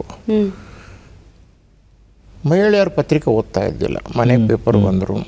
ಅದಕ್ಕೆ ನಾವು ಮಹಿಳೆಯರು ಓದುವಂಥ ಕೆಲವೊಂದು ಆರ್ಟಿಕಲ್ಗಳನ್ನು, ಮಹಿಳೆಯರಿಗೆ ವಾರಕ್ಕೊಂದು ಸಪ್ಲಿಮೆಂಟ್ಸ್ಗಳನ್ನು ಕೊಟ್ವಿ. ರೈತರು ಪತ್ರಿಕೆ ಓದ್ತಿದ್ದಲ್ಲ, ರೈತರು ಉಪಯುಕ್ತ ಆಗುವಂಥ ಅನೇಕ ಮಾಹಿತಿಗಳನ್ನು ನಮ್ಮ ಪತ್ರಿಕೆಯಲ್ಲಿ ಕೊಟ್ಟಿವಿ. ಅದೇ ರೀತಿಯಾಗಿ ಧರ್ಮದ ಬಗ್ಗೆ ಮಾತಾಡೋದಾಗ ನಮ್ಮ ಎಡಿಟೋರಿಯಲ್ ಅವ್ರಿಗೆ ನಮಗೆ ಭಾಳ ಭಿನ್ನಾಭಿಪ್ರಾಯ ಬಂತು. ಸರ್ ಅದು ಭಾಳ ಡೇಂಜರ್ ಸರ್, ಅದು ಮುಟ್ಲಿಕ್ಕೆ ಹೋಗಬಾರ್ದು, ಓಕೆ, ಪತ್ರಿಕೆ ಬಿದ್ದು ಹೋಗುತ್ತೆ. ಇಲ್ಲ, ಯಾವುದೇ ಧರ್ಮ ಇರಲಿ, ಅವ್ರ ಧರ್ಮ ಅವ್ರದವ್ರ ಧರ್ಮ, ಅವರಿಗೆ ಪ್ರೀತಿ, ಅದರಲ್ಲಿ ಇರೋದು ಒಳ್ಳೆಯ ಯಶಸ್ಸು ಅಂಥೇಳಿ ನಾನು ನನ್ನ ಮಂಡತನ ಅಂತೂ ಯಾವಾಗಲೂ ಬಿಡಲ್ಲ. ಅದನ್ನು ಧರ್ಮ ವಿಜಯ ಅಂತ ಒಂದು ಮಾಡಿದ್ವಿ, ಪ್ರತಿ ಗುರುವಾರ ಬರ್ತಾಯಿತ್ತು. ಜನ ಶುಕ್ರವಾರದಿಂದನೇ ಕಾಯ್ತಾ ಇರ್ತಿದ್ರು ನೆಕ್ಸ್ಟ್ ಗುರುವಾರ ಯಾವಾಗ ಬರುತ್ತೆ ಅಂತ. ಈ ಥರ ಒಂದೊಂದು ಹೊಸ ಓದುಗರನ್ನ. ಆಮೇಲೆ ಚಿಕ್ಕ ಮಕ್ಕಳು ವಿಶೇಷವಾಗಿ ಕನ್ನಡ ಪತ್ರಿಕೆಯ ಬಗ್ಗೆ ಅಲಕ್ಷ್ಯ, ಅದಕ್ಕೆ ಅವ್ರಿಗೊಂದು ಪುಟಾಣಿ ವಿಜಯ ಅನ್ನೋದೊಂದು ಸಪ್ಲಿಮೆಂಟ್ರಿ ಶನಿವಾರ ತಗೊಂತು. ಹೌದು. ಅನೇಕ ಜನ ಅವಾಗ ಹೇಳಿದರು, ಸಂಡೇಯಿಂದ ಶುರು ಮಾಡಿಬಿಡ್ತಾರೆ ನಮ್ಮ ಮಕ್ಕಳು, ಸ್ಯಾಟರ್ಡೇ ಯಾವಾಗ ಬರುತ್ತೆ ಅಂತೇಳಿ. ಈ ಥರ ಒಂದು ಹೊಸ ಟೇಸ್ಟು. ಹೌದು ಸರ್. ಮತ್ತು ಗುಣಮಟ್ಟ. ಭಾಳ ಜನ ಅವಾಗೂ ಬೈತಾ ಇದ್ರು, ಈಗೂ ಬೈತಾರೆ, ಇವರು ಒಂದು ಪ್ರೈಸ್ ವಾರ್ ಮಾಡಿದರು. ನಾವೇನು ಪ್ರೈಸ್ ವಾರ್ ಮಾಡಿಲ್ಲ, ನಾವು ಕ್ವಾಲಿಟಿ ವಾರ್ ಮಾಡಿದ್ವಿ. Quality sir. ಹೌದು. ಅದರಿಂದ ಏನಾಯಿತು ಬದಲಾವಣೆ ಅಂದರೆ, ಎಲ್ಲರದ್ದು ಕ್ವಾಲಿಟಿ ಇಂಪ್ರೂವ್ ಆಯಿತು, ಎಲ್ಲರದ್ದು ಕ್ವಾಲಿಟಿ ಇಂಪ್ರೂವ್ ಆಯಿತು. ಹೌದು. ಸೊ ಈ ಒಂದು ಸ್ಪರ್ಧೆ ಏನಿದೆ ಅಲ್ಲ, ಕನ್ನಡ ಜನತೆಗೆ, ಕರ್ನಾಟಕದ ಜನತೆಗೆ ಅದರದ್ದು ಲಾಭವಾಯಿತು. ಅದರ ಲಾಭ ಒಂದ್ಸರಿ ನಾನು ಲೆಕ್ಕ ಮಾಡಿ ಹೇಳಿದ್ದೆ, ಒಂದು 15 ವರ್ಷದ ಹಿಂದೆ, ಎಷ್ಟು ಪತ್ರಿಕೆಯಲ್ಲಿ ಉಳಿತಾಯ ಆಗ್ತಾಯಿದೆ ಪ್ರತಿಯೊಂದಕ್ಕೆ. ಇಷ್ಟು ಸರ್ಕ್ಯುಲೇಷನ್, ಒಂದು ಪೇಪರ್ಗೆ ಅವರೇಜ್ 2 ರೂಪಾಯಿ ಇವತ್ತು ಕಮ್ಮಿ ಬೆಲೆಯಲ್ಲಿ ಸಿಗ್ತಾ ಇದೆ. ಇವತ್ತು ಕರ್ನಾಟಕದಲ್ಲಿ 25 ಲಕ್ಷ ಪೇಪರ್ ಎಲ್ಲ ಸೇರಿ ಹೋಗುತ್ತೆ ಅಂದರೆ 50 ಲಕ್ಷ ರೂಪಾಯಿ ಕನ್ನಡಿಗರೇ ಉಳಿತಾಯ ಆಗ್ತಾಯಿದೆ ಇವತ್ತು. ಅಂತ ಒಂದು ಸಾಧ್ಯ ಆಯಿತು. ಇದು ಪೈಪೋಟಿ ಅನ್ನೋದು ಯಾವಾಗಲೂ ಬೇಕು, ಅದು ಆರೋಗ್ಯಕರವಾಗಿರುತ್ತೆ. ನೀವು ಹೇಳಿದ್ರಲ್ಲ ಅಷ್ಟು ಕಷ್ಟ ಇದ್ದು ಪತ್ರಿಕೆಗಳು ಅಂತ, ಅವು ಕೂಡ ಇವತ್ತು 10 ಪಟ್ಟು ಬೆಳೆದಿದ್ದಾವೆ. ತುಂಬ ಖುಷಿ ಆಗುತ್ತೆ. ಹೌದು ಹೌದು. ಇವತ್ತು ನೀವು ಹೇಳಿದ್ದು ವಿಜಯ ಸಂಕೇಶ್ವರ್ ಹೆಚ್ಚಿಗೆ ಸಂಬಳ ಕೊಟ್ಟಿದ್ದು ಅಂಥೇಳಿ, ಇವತ್ತು ಅನೇಕ ಪತ್ರಿಕೆಗಳು ಹೆಚ್ಚಿಗೆ ಸಂಬಳದಲ್ಲಿ ಕೊಡ್ತಾ ಇದ್ದಾರೆ. ಹೌದು ಸರ್. ಅದು ಒಂದು ಟೋಟಲ್ ಕಲ್ಚರ್ ಚೇಂಜ್ ಆಯಿತು. ಹೌದು ಸರ್. ಅದೇ ನೀವು ಬಂದಾಗ ಎಲ್ಲ ಕಡೆನೂ ಅದೇ ಥರ ಕ್ರಾಂತಿ ಮಾಡ್ತಿದ್ದೀರಾ ಸರ್. ಅಲ್ಲಿ ಲಾಜಿಸ್ಟಿಕಲ್ಲಿ ಅದೇ ಥರ ಬದಲಾವಣೆನ ತೊಗೊಂಡು ಬಂದ್ರಿ. ಅಂದರೆ ಒಂದು ಅಲ್ಲಿ ಬದ್ಧತೆ ಇಟ್ಕೊಳ್ಳೋದ್ರ ಜೊತೆಗೆ ಪ್ರಯಾಣಿಕರು ಸಂಚಾರ ಮಾಡಬೇಕಾದ್ರೆ ಒಂದು ನೆಮ್ಮದಿಯಾಗಿ ಒಂದು ಇನ್ಶೂರೆನ್ಸ್ ಇರ್ಬೋದು. ಅಂದರೆ ಏನಾದರೂ ಅವಘಡಗಳು ಸಂಭವಿಸಿದ್ರೆ ಅಂಥ ಸಂದರ್ಭದಲ್ಲಿ ನೀವು ಅದನ್ನು ಲೈಫ್ ಸೆಕ್ಯೂರಿಟಿಗೆ ಮಾಡಿದಂಥ ಒಂದು ಕ್ರಮಗಳಿರ್ಬೋದು. ಪತ್ರಿಕಾ ರಂಗದಲ್ಲಿ ನನಗೊಂದು ತುಂಬ ಇಷ್ಟ ಆಗಿದ್ದೇನು ಗೊತ್ತಾ ಸರ್, ನಿಮ್ಮದೊಂದು ಸ್ಪೆಷಲ್ ಕಾಲಮ್ ಇದೆ, ಅದು ಕೆಳ ಸಮುದಾಯದವರನ್ನು ಕೂಡ ನೀವು ಮುಟ್ಟಬೇಕು ಅಂತ ಹೇಳಿ ಅವರು ವಿಧಾನಸೌಧಕ್ಕೆ ಬಂದು ಅಥವಾ ಯಾವುದೋ ಒಬ್ಬ ಜನಪ್ರತಿನಿಧಿ ಹತ್ರ ಬಂದು ಅವ್ರ ಸಮಸ್ಯೆಗಳನ್ನು ಹೇಳ್ಕೊಳಕ್ಕಾಗಲ್ಲ, ಆದರೆ ಅವರ ಸಮಸ್ಯೆಗಳನ್ನು ತಿಳಿಸ್ಬೇಕು ಅಂತ ಹೇಳಿ ನೀವು ನಿಮ್ಮ ಅಂದರೆ ಪತ್ರಿಕೆ ಮುಖಾಂತರ ನಿಮ್ಮ ಪ್ರತಿನಿಧಿಗಳನ್ನು ಕಳಿಸಿ ಅವರ ಸಮಸ್ಯೆಗಳನ್ನು ಅಲ್ಲಿ ತೆಗೆದುಕೊಂಡು ಅದನ್ನು ಸಾಲ್ವ್ ಮಾಡಿಕೊಡೋ ನಿಟ್ಟಿನಲ್ಲಿ ಕೆಲಸ ಮಾಡೋದಿದೆಯಲ್ಲ ಸರ್, ಅದಕ್ಕೊಂದು ನಿಜವಾಗ್ಲೂ ನಿಮ್ಗೆ ಹ್ಯಾಟ್ಸ್ ಆಫ್ ಹೇಳಬೇಕು ಸರ್. ಅಂದರೆ ಆ ಆಲೋಚನೆಗಳು ಬಂದದ್ದು ಹೇಗೆ ಸರ್, ಹೇಳಿ ಸರ್. ಪತ್ರಿಕೆ ಅಂದರೆ ಎಲ್ಲರಿಗೂ ಮುಟ್ಟಬೇಕು, ಎಲ್ಲರದು ಕಷ್ಟ ಸುಖಗಳನ್ನು ಕಾರ್ಪಣ್ಯಗಳನ್ನು ಅದು ಸರ್ಕಾರದ ಮೇಲೆ ಗಮನಕ್ಕೆ ತರಬೇಕು. ಗಮನಕ್ಕೆ ತಂದಾಗ ಅದರದ್ದು ರಿಸಲ್ಟ್ ಬರದೆ ಹೋದರೆ ಸರ್ಕಾರವನ್ನು ತರಾಟೆಗೆ ತಗೋಬೇಕು. ಸತ್ಯ. ಒಂದು ಪತ್ರಿಕೆ ಯಾವುದೇ ವಿಷಯದ ಬಗ್ಗೆ ಇವತ್ತು ಟಿ ವಿ ಮಾಧ್ಯಮ ಇರ್ಬೋದು, ಪತ್ರಿಕಾ ಇರ್ಬೋದು, ಒಂದು ವಿಷಯವನ್ನು ಯಾರಾದರೂ ತರಾಟೆಗೆ ತಗೊಂಡ್ರೆ ಮಿಕ್ಕ ಪತ್ರಿಕೆಗಳು ಅಥವಾ ಮಿಕ್ಕ ಟಿ ವಿಗಳು ಅದನ್ನೇ ಫಾಲೋ ಮಾಡ್ತಾರೆ. ಹೌದು. ಇದರಿಂದ ಒಂದು ವಾತಾವರಣನೇ ಬದಲಾವಣೆ ಆಗುತ್ತೆ. ಸೊ ಆ ಬದಲಾವಣೆ ಯಾರೂ ಬಯಸಲ್ಲ. ಓಕೆ. ಒಂದು ಬದಲಾವಣೆ ಹವಾ ಶುರುವಾದರೆ ಅದರಿಂದ ಎಲ್ಲರೂ ಬರ್ತಾರೆ. ದಿಸ್ ಇಸ್ ವಾಟ್ ನಾನು ನೋಡಿದ್ದು ಇಷ್ಟು ದಿವಸದ ಅನುಭವದಲ್ಲಿ. ಹೌದು. ಇದೊಂದು ಕಂಡುಕೊಂಡಿದ್ದು. ಈ ರೀತಿ ಒಂದು ಪೇಪರ್ ಆರಂಭ ಮಾಡಿದ್ರಿ, ಅದಾದ ನಂತರ ಮಾರಾಟ ಮಾಡುವಂಥ ಒಂದು ಸಂದರ್ಭ ಬರುತ್ತೆ ಸರ್. ನಾನು ನೋಡಿದಾಗೆ ಆರಂಭದಲ್ಲೇ ಹೇಳಿದೆ, ಗೆಲುವು ಅನ್ನೋದು ಪ್ರತಿ ಹೆಜ್ಜೆಯಲ್ಲೂ ಇದೆ ಅನ್ನುವಂಥದ್ದು. ಎಲ್ರಿಗೂ ಗೊತ್ತಿರುವಂಥದ್ದು, ನೀವು ಸದಾ ಗೆಲ್ಲುತ್ತಾನೇ ಬಂದಿದ್ದೀರಿ ಅನ್ನೋಂಥದ್ದು. ಆದರೆ ಯಾರಿಗೂ ಗೊತ್ತಿಲ್ಲದ ಎಲ್ಲೋ ಸಣ್ಣ ಸಣ್ಣ ಸೋಲುಗಳು ಏನೋ ಒಂದು ಅನುಭವಿಸಿರ್ತೀರಿ ಸರ್, ಅದನ್ನು ಹಂಚ್ಕೊಳ್ಳೋದಾದರೆ ಸರ್. ಸಣ್ಣ ಸಣ್ಣ ಸೋಲುಗಳು ಪ್ರತಿನಿತ್ಯ ಇರುತ್ತೆ. It is A part of life. ಹಾಗೆ ಇರುತ್ತೆ, ಅನೇಕ ಕಷ್ಟಗಳು ಇರುತ್ತೆ. Marketing is also very tough. Sir, ಆ ಪತ್ರಿಕೆ ಒಂದು ಮಾರಾಟ ಮಾಡಿದ ಸಂದರ್ಭ ಆಗ ಹೇಗಿತ್ತು ಸರ್ ನಿಮ್ಮ ಮನಸ್ಥಿತಿ? ಆಗಾಗ ಇನ್ನು ಪತ್ರಿಕಾ ಹಂಚಿಗಾರರಿಗೆ ಕಮ್ಮಿ ಕಮಿಷನ್ ಕೊಡ್ತಾಯಿದ್ರು, ನಾವು ಜಾಸ್ತಿ ಕೊಟ್ಟಿದ್ದು. ಕಮಿಷನ್ ಕೊಟ್ಟರು ಪತ್ರಿಕೆ ಮಾರಾಟ ಆಗಲ್ಲ, ಕಡಿಮೆ ಬೆಲೆ ಕೊಟ್ಟರು ಪತ್ರಿಕೆ ಅದರ ತಕ್ಕ ಕ್ವಾಲಿಟಿನೂ ಕೊಡಬೇಕು, ಅದರ ತಕ್ಕ ನಮ್ಮದು ಕಾಸ್ಟ್ ಆಫ್ ಪ್ರೊಡಕ್ಷನ್ ಕಮ್ಮಿ ಇರಬೇಕು. ಬೇರೆ ಪತ್ರಿಕೆಗಳು ಅವತ್ತು 3-4 ರಾಜ್ಯ ಮಟ್ಟದ ಪತ್ರಿಕೆಗಳು ಒಂದು ಹಂತಕ್ಕೆ ಬೆಳೆದು ರೀಜನಲ್ ಪತ್ರಿಕೆ ಅಂತೇಳಿ ಅವು ಐಡೆಂಟಿ ಆಗಿತ್ತು. ಅದು ಅವರು ಮಾಡಿದ ದೊಡ್ಡ ತಪ್ಪು. ಮತ್ತು ಅವರು ಎಕಾನಮಿ ಆಫ್ ಸ್ಕೇಲ್ ಅಂದರೆ ಹೆಚ್ಚು ಉತ್ಪಾದನೆ ಮಾಡಿದರೆ ಕಾಸ್ಟ್ ಕಡಿಮೆ ಆಗುತ್ತೆ ಅನ್ನೋದು ಅದು ಅವರಿಗೆ ಗೊತ್ತಿರಲಿಕ್ಕಿಲ್ಲೋ ಅಥವಾ ಯಾಕೆ ಮಾಡಲಿಲ್ಲೋ ನನಗೆ ಗೊತ್ತಿಲ್ಲ. ಹೀಗಾಗಿ ಅಷ್ಟಕ್ಕೆ ತೃಪ್ತಿಯಲ್ಲಿದ್ದರು ಅವರು. ನಮ್ಮದು ಒಂದು ಪೈಪೋಟಿ ಶುರು ಆದಾಗ ಎಲ್ಲರೂ ಆ ಪೈಪೋಟಿ ಎದುರಿಸಿದರು. ಅದು ಎಲ್ಲರಿಗೂ ಒಳ್ಳೆಯದಾಗಿದೆ. ಆ ಸಂತೋಷ ಇದೆಯಲ್ಲ, ನಮ್ಮ ಪತ್ರಿಕೆಯ ಯಶಸ್ಸಿನ ಸಂತೋಷಕ್ಕಿಂತ ಅದು ದೊಡ್ಡ ಖುಷಿ ಕೊಡುವಂಥದ್ದು. ಓಕೆ ಸರ್, ನೀವು ಪತ್ರಿಕಾ ಕ್ಷೇತ್ರಕ್ಕೆ ಬಂದ ಮೇಲೆ ಹಲವು ಬದಲಾವಣೆಗಳನ್ನು ತರೋದ್ರ ಜೊತೆಗೆ ಬೇರೆ ಬೇರೆ ಹೆಸರಿನಲ್ಲಿ ಕೂಡ ಹಲವಾರು ಪತ್ರಿಕೆಗಳನ್ನು ಹೊರತಂದು ಇವಾಗ ಇನ್ನೊಂದು ಹಂತಕ್ಕೆ ಬಂದು ನಿಂತಿದ್ದೀರಾ. ನನಗೇನು ಖುಷಿ ಅಂದರೆ ಸರ್, ಪರೋಕ್ಷವಾಗಿ ಹೇಗೆ ಒಬ್ರಿಗೊಬ್ರು ಲಿಂಕ್ ಆಗ್ತೀವಿ ಅಂತ ಹೇಳಿದ್ರೆ, ನೀವು ಹಿಂದೆ ಮಾಡಿದಂಥ ಒಂದು ಮಧ್ಯದಲ್ಲಿ ಉಷಾ ಕಿರಣ ಅನ್ನುವಂಥ ಪತ್ರಿಕೆ ಬಂದ ಸಂದರ್ಭದಲ್ಲಿ ಅದರ ಅಡ್ವರ್ಟೈಸ್ಮೆಂಟಲ್ಲಿ ನಾನು ಆ್ಯಕ್ಟ್ ಮಾಡಿದ್ದೆ ಸರ್. ಸೊ ಅಂದರೆ ನಮ್ಗೆ ಈ ಕೆಲವು ವಿಚಾರಗಳನ್ನು ನೆನಪಿಸ್ಕೊಂಡ್ರೆ ನೋಡಿ, ಹೇಗೆ ಒಬ್ರಿಗೊಬ್ರು ಪರಿಚಯ ಇಲ್ಲದೇ ಇದ್ರೂ ಕೂಡ ನಾವು ಹೇಗೆ ಅದ್ರ ಜೊತೆನಲ್ಲಿ ಒಡನಾಡಿ ಆಗಿರ್ತೀವಿ ಅಂತ ಹೇಳ್ತೀವಿ. ಸೊ ಹಾಗೆ ನೀವು ಇವತ್ತು ಚಂದನಕ್ಕೆ ಬಂದಿರೋದು ಹಾಗೆ ಸರ್. ಉಷಾ ಕಿರಣ ಒಳ್ಳೆ ಪ್ರಾಡಕ್ಟ್ ಇತ್ತು, ಜನ ಭಾಳ ಮೆಚ್ಕೊಂತಿದ್ರು. ಹೌದು. ಇವತ್ತು ಅದನ್ನು ನೆನಪಾರಿಲ್ಲ, 20 ವರ್ಷ ಆದರು. ಹೌದು. ಅದು ಬಸವರಾಜ್ ಶೇಡಂ ಪಾಟೀಲ್ರು ನಾ MP ಇದ್ದಾಗ ಎಲ್ಲ ಪತ್ರಿಕೆಗಳು ಹೆಚ್ಚು ರೀಜನಲ್ ಇಂಪಾರ್ಟೆನ್ಸ್ ಕೊಡ್ತಾರೆ, ಒಂದು ಸ್ಟೇಟ್ ಲೆವೆಲ್ ಪತ್ರಿಕೆ ಇಲ್ಲ ಅಂತ ಹೇಳಿದರು. ಆಯ್ತು ಸರ್, ಒಂದು 2-3 ತಿಂಗಳಲ್ಲಿ ಒಂದು ಹೊಸ ಪತ್ರಿಕೆ ಮಾಡ್ತೀನಿ ಅಂತ ಹೇಳಿದ್ರು. ಉಷಾ ಕಿರಣ ಮಾಡಿದ್ದೆ. ಆ ತಂಡನೂ ಅದ್ಭುತವಾದಂಥ ತಂಡ, ಆ ಕನ್ಸೆಪ್ಟೂ ಭಾಳ ಅದ್ಭುತವಾಗಿತ್ತು. ಮೊದಲನೇ ಪತ್ರಿಕೆ ಆರಂಭಿಸ್ತೀರಿ, ಒಂದಷ್ಟು ವರ್ಷಗಳಾದಮೇಲೆ ಮಾರಾಟ ಆಗುತ್ತೆ, ಒಂದಷ್ಟು ವರ್ಷ ಕಂಡೀಷನ್ಸ್ ಅನ್ನುವಂಥದ್ದು ಇರುತ್ತೆ. ಅದಾದ ನಂತರ ಎರಡನೇ ಪತ್ರಿಕೆ, ಅದೊಂದು ರೀತಿ ನಿಮ್ಮನ್ನೇ ನೀವು ಮತ್ತೆ ಸೋಲಿಸಿದ ಹಾಗ, ಅಥವಾ ನಿಮ್ಮನ್ನು ನೀವು ಹಿಂದಿಕ್ಕಿದಾಗ, ಅಥವಾ ನಿಮ್ಮನ್ನು ನೀವು ಬಿಟ್ಟು ಮುಂದೆ ಸಾಗಿದ್ದ ಎರಡನೇ ಪತ್ರಿಕೆ ನೀವೇ ಕಟ್ಟಿ ಬೆಳೆಸಿ ಒಂದು ಅದ್ಭುತವಾದ ಪತ್ರಿಕೆ ರೆಡಿ ಮಾಡಿ ಮತ್ತೆ ಅದನ್ನೇ ನೀವು ಹೆಲ್ದಿ ಕಾಂಪಿಟೇಷನ್ ಅನ್ನುವಂಥದ್ದು ಸರ್. ಈ ಎರಡನೇ ಪತ್ರಿಕೆ ಶುರು ಮಾಡಿದಂಥ ಸಂದರ್ಭ ಹೇಗಿತ್ತು ಸರ್? ಅದು ಅನಿವಾರ್ಯ. ಪತ್ರಿಕೆ ಮಾಡಲಿಕ್ಕೆ ನಮಗೆ ಇಷ್ಟ ಇದ್ದಿಲ್ಲ, ಆದರೆ ನಾವು ಹಣಕಾಸಿನ ವ್ಯವಹಾರದಲ್ಲಿ ತುಂಬ ಡಿಸಿಪ್ಲಿನ್. ಹೀಗಾಗಿ ನಮ್ಮ ಹಣಕಾಸಿನ ಕಷ್ಟ ಬಂದಾಗ ಅದನ್ನು ಮಾರಬೇಕಾಯ್ತು. ಇಲ್ಲದೇ ಇದ್ರೆ ಕೆಲವು ಜನ ಇವತ್ತು ಹೇಗೆ ಹೆಸರನ್ನು ಕೆಡಿಸ್ಕೊಂಡಿದ್ದಾರೆ. ಅವರು ಒಳ್ಳೆಯ ವ್ಯಕ್ತಿ ಇದ್ರೂ ಹಣಕಾಸಿನ ವ್ಯವಹಾರದಲ್ಲಿ ಫೇಲ್ ಆಗಿದ್ದಕ್ಕೆ. ಫೈನಾನ್ಷಿಯಲ್ ಡಿಸಿಪ್ಲಿನ್ ಪ್ರತಿಯೊಂದು ಸಂಸ್ಥೆಯಲ್ಲಿ ಬೇಕು, ಸರ್ಕಾರದಲ್ಲಿ ಬೇಕು. ಹೌದು, ಅದು ಆಗ್ತಾ ಇಲ್ಲ, ಅದು ಬೇರೆ ವಿಷಯ. ಆದ್ದರಿಂದ ನಾವು ಮಾರಬೇಕಾಯ್ತು. ಮಾರಿದಾಗ ನಮ್ಮ ಮಗನಿಗೆ ಒಂದು ಸ್ವಲ್ಪ ನೋವಾಯಿತು. ನಾನು ಹೇಳಿದೆ ಮತ್ತೆ 6 ವರ್ಷದ ಮೇಲೆ ಶುರು ಮಾಡೋಣಲ್ಲ. ಅಲ್ಲ ಗೊತ್ತು ನೀನಂತೂ ಬಿಡಲ್ಲ, ಮಾಡ್ತೀಯ, but question of number 1. I am confident ನಮ್ಮದು ನಂಬರ್ 1 ಆಗಿ ಉಳಿಯುತ್ತೆ, ಡೋಂಟ್ ವರಿ. ಹೌದು ಸರ್, ಆಲ್ ಟೈಮ್ ನಂಬರ್ 1. ಆಯಿತು ಸರ್. ಮತ್ತೊಂದು ವಿಚಾರ ಅಂದರೆ ಅದಕ್ಕೆ ನಮ್ಮ ತಂಡದ ಒಂದು ಉತ್ಸಾಹ, ಓದುಗರು ಇಟ್ಟಂಥ ಒಂದು ಭರವಸೆ, ಅದು ಅನೇಕ ರೀತಿಯಿಂದ ನಮಗೆ ಲಾಭ ಆಯಿತು. ಸರ್, ಒಬ್ಬ ಮನುಷ್ಯನ ಬದುಕಿನಲ್ಲಿ ಒಂದಲ್ಲ ಒಂದು ರೀತಿ ಗುರುಗಳಿದ್ದೇ ಇರ್ತಾರೆ. ಅಂದರೆ ಅದು ನೇರವಾಗಿರ್ಬೋದು, ಪರೋಕ್ಷವಾಗಿರ್ಬೋದು, ಅಥವಾ ಮಾನಸಿಕವಾಗಿರ್ಬೋದು.